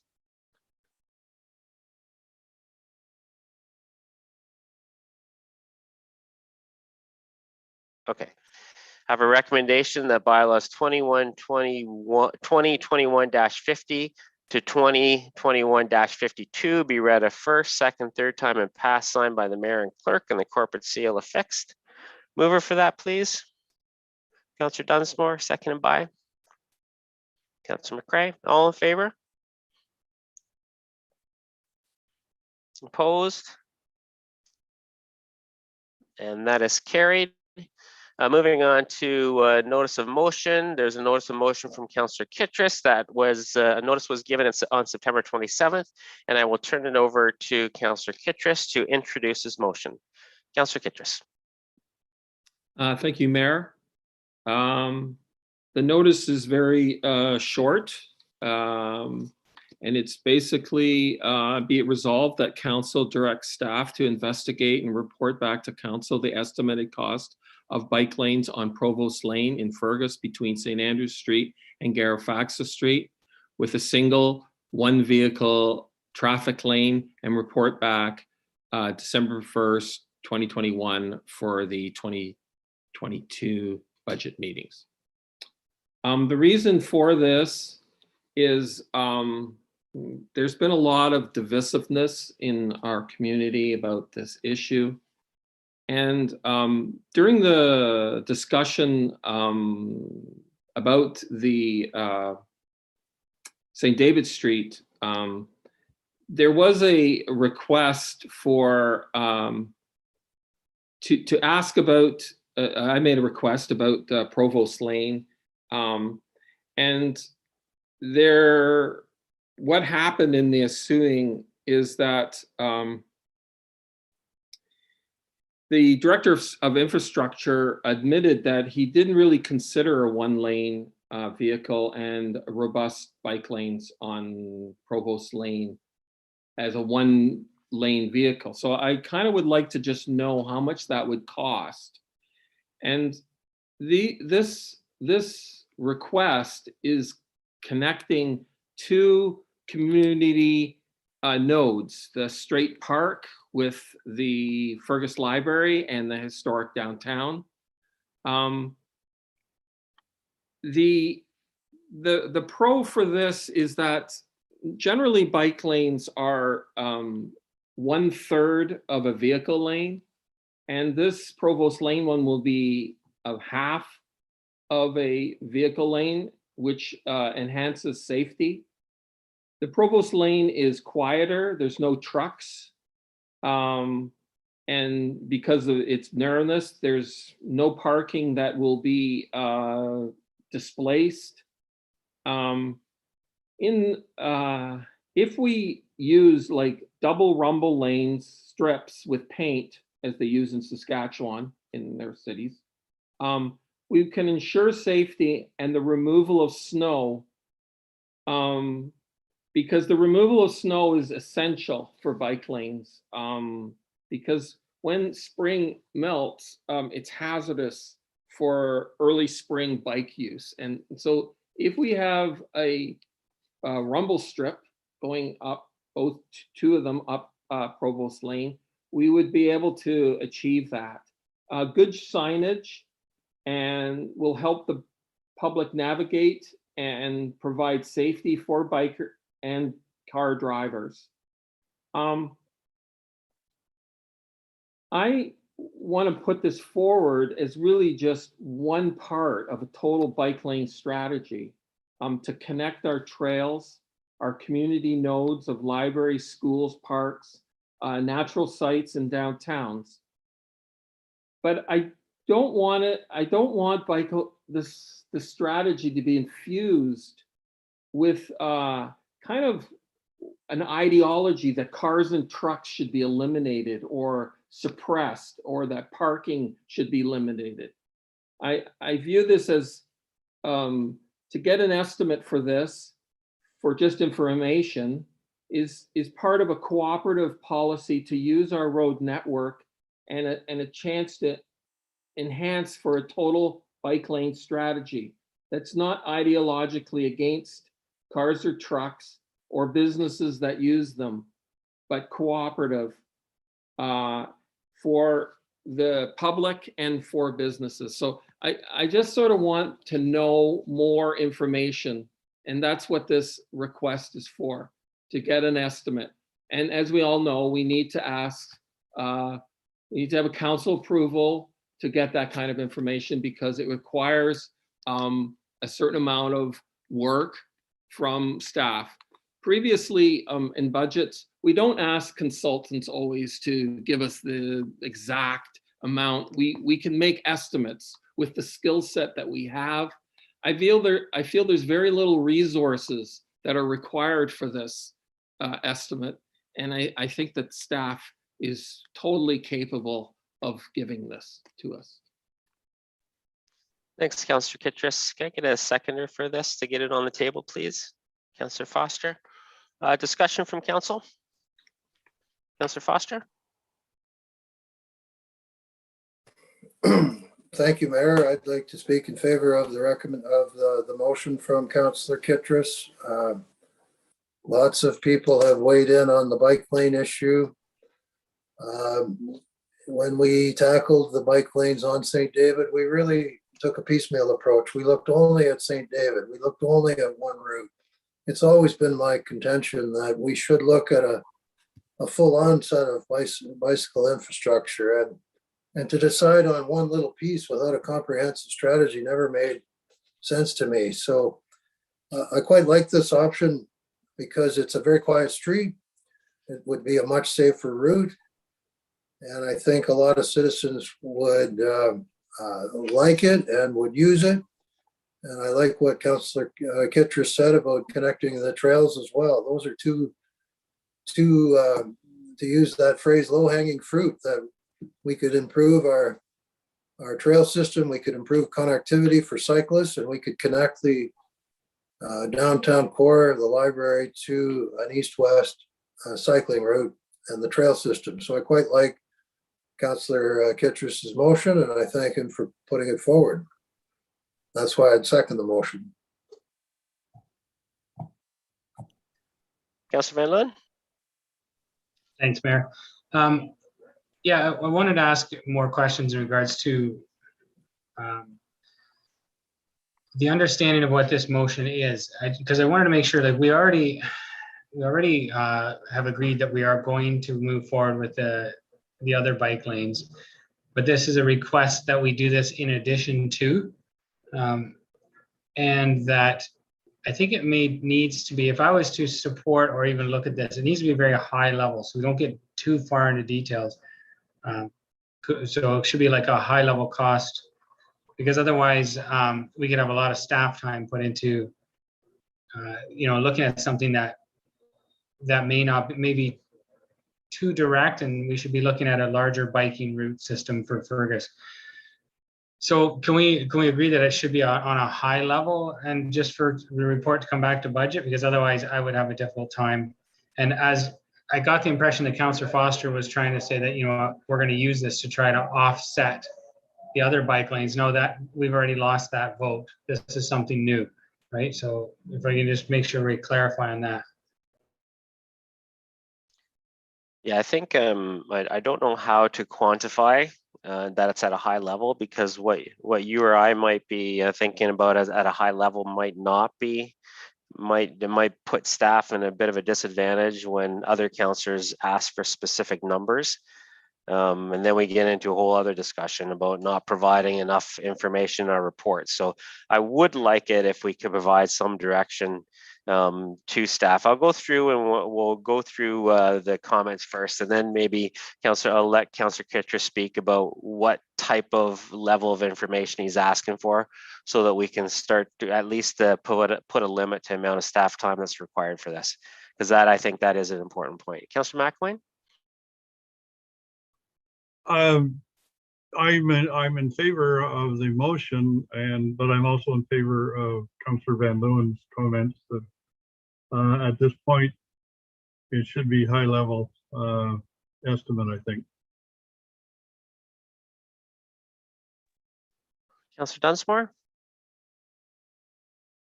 Yeah, I'm against the motion. We have a procedural bylaw. We voted on this.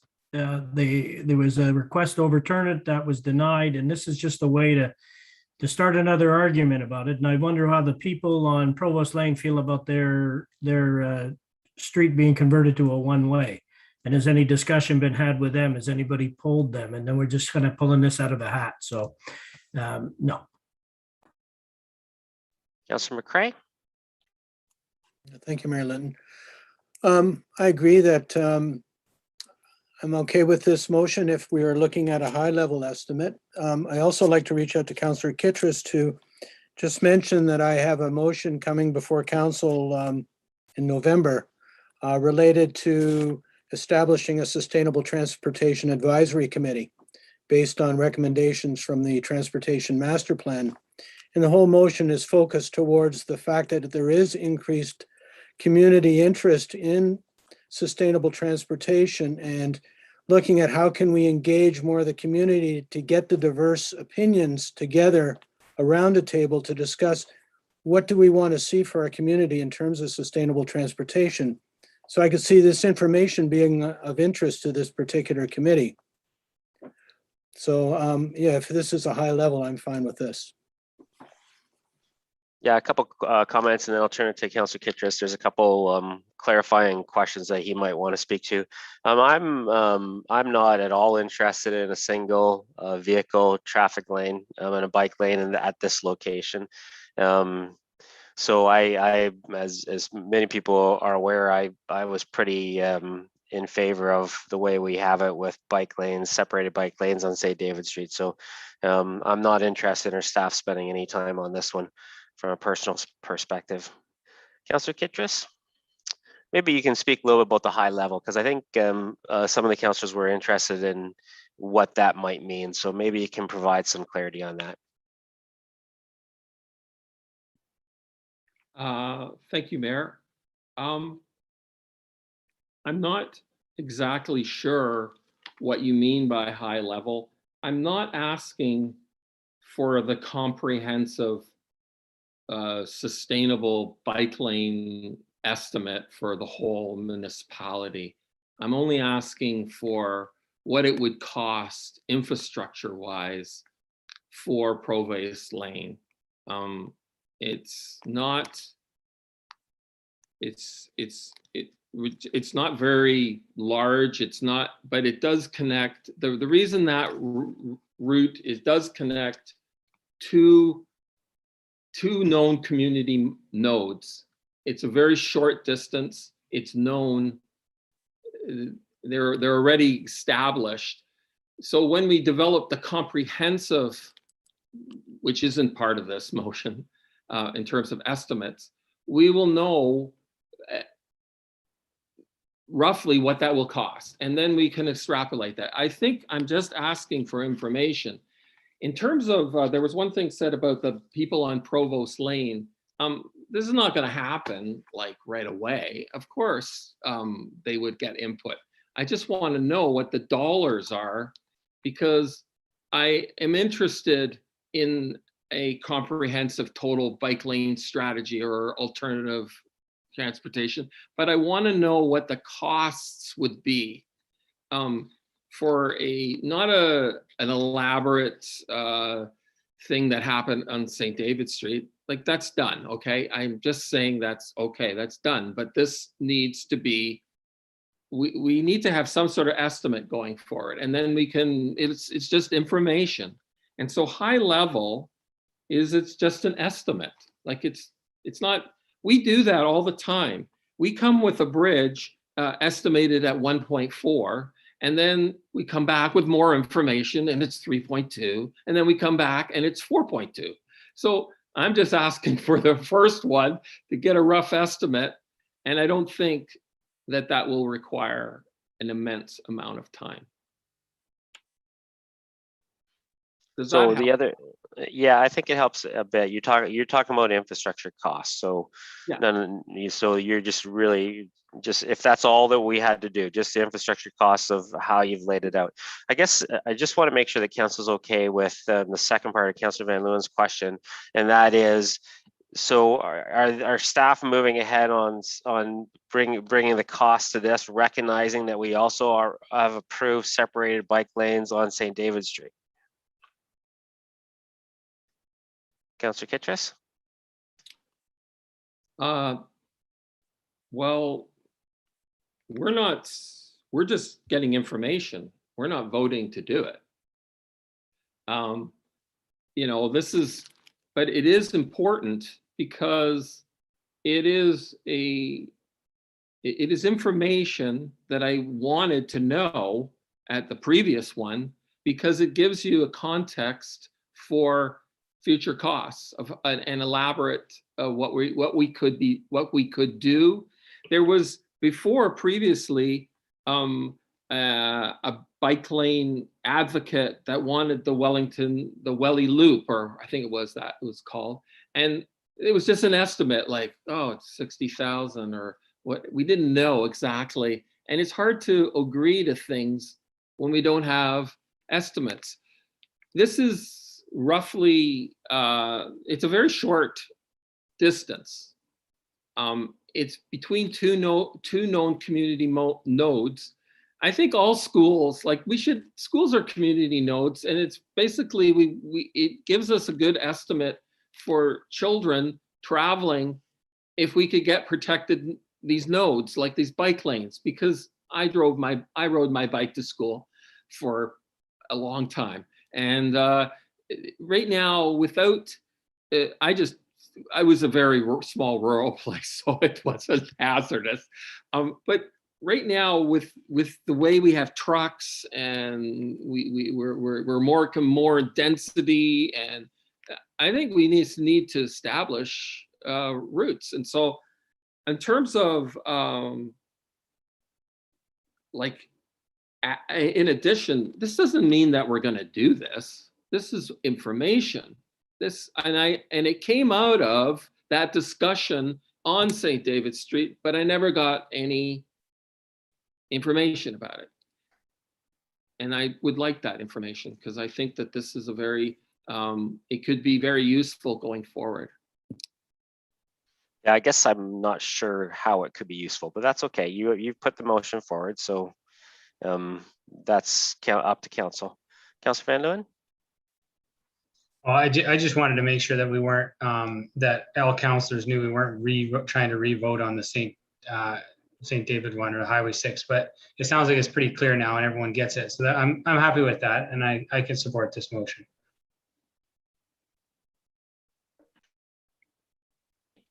Any other questions from council? Okay, I think we've talked about this one enough. And I'll call the question. All in favor of this motion? Opposed? And that carries. Thanks, councillors. Moving on to the confirmatory bylaw. Recommendation that bylaw 2021-52 to confirm the proceedings of council at its meeting held October 20th, 2021 be introduced a first, second, and third time and passed in open council.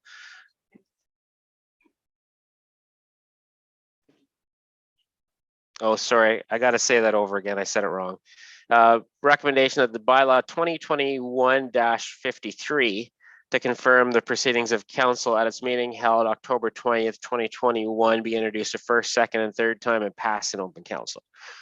Move for that, please. Councillor Dunsmore, seconded by Councillor Van Leeuwen. All in favor? And that's carried. Motion to adjourn. Councillor Kittredge, seconded by Councillor Van Leeuwen. All in favor? Opposed? Councillor Foster, are you opposed to adjourning or in favor?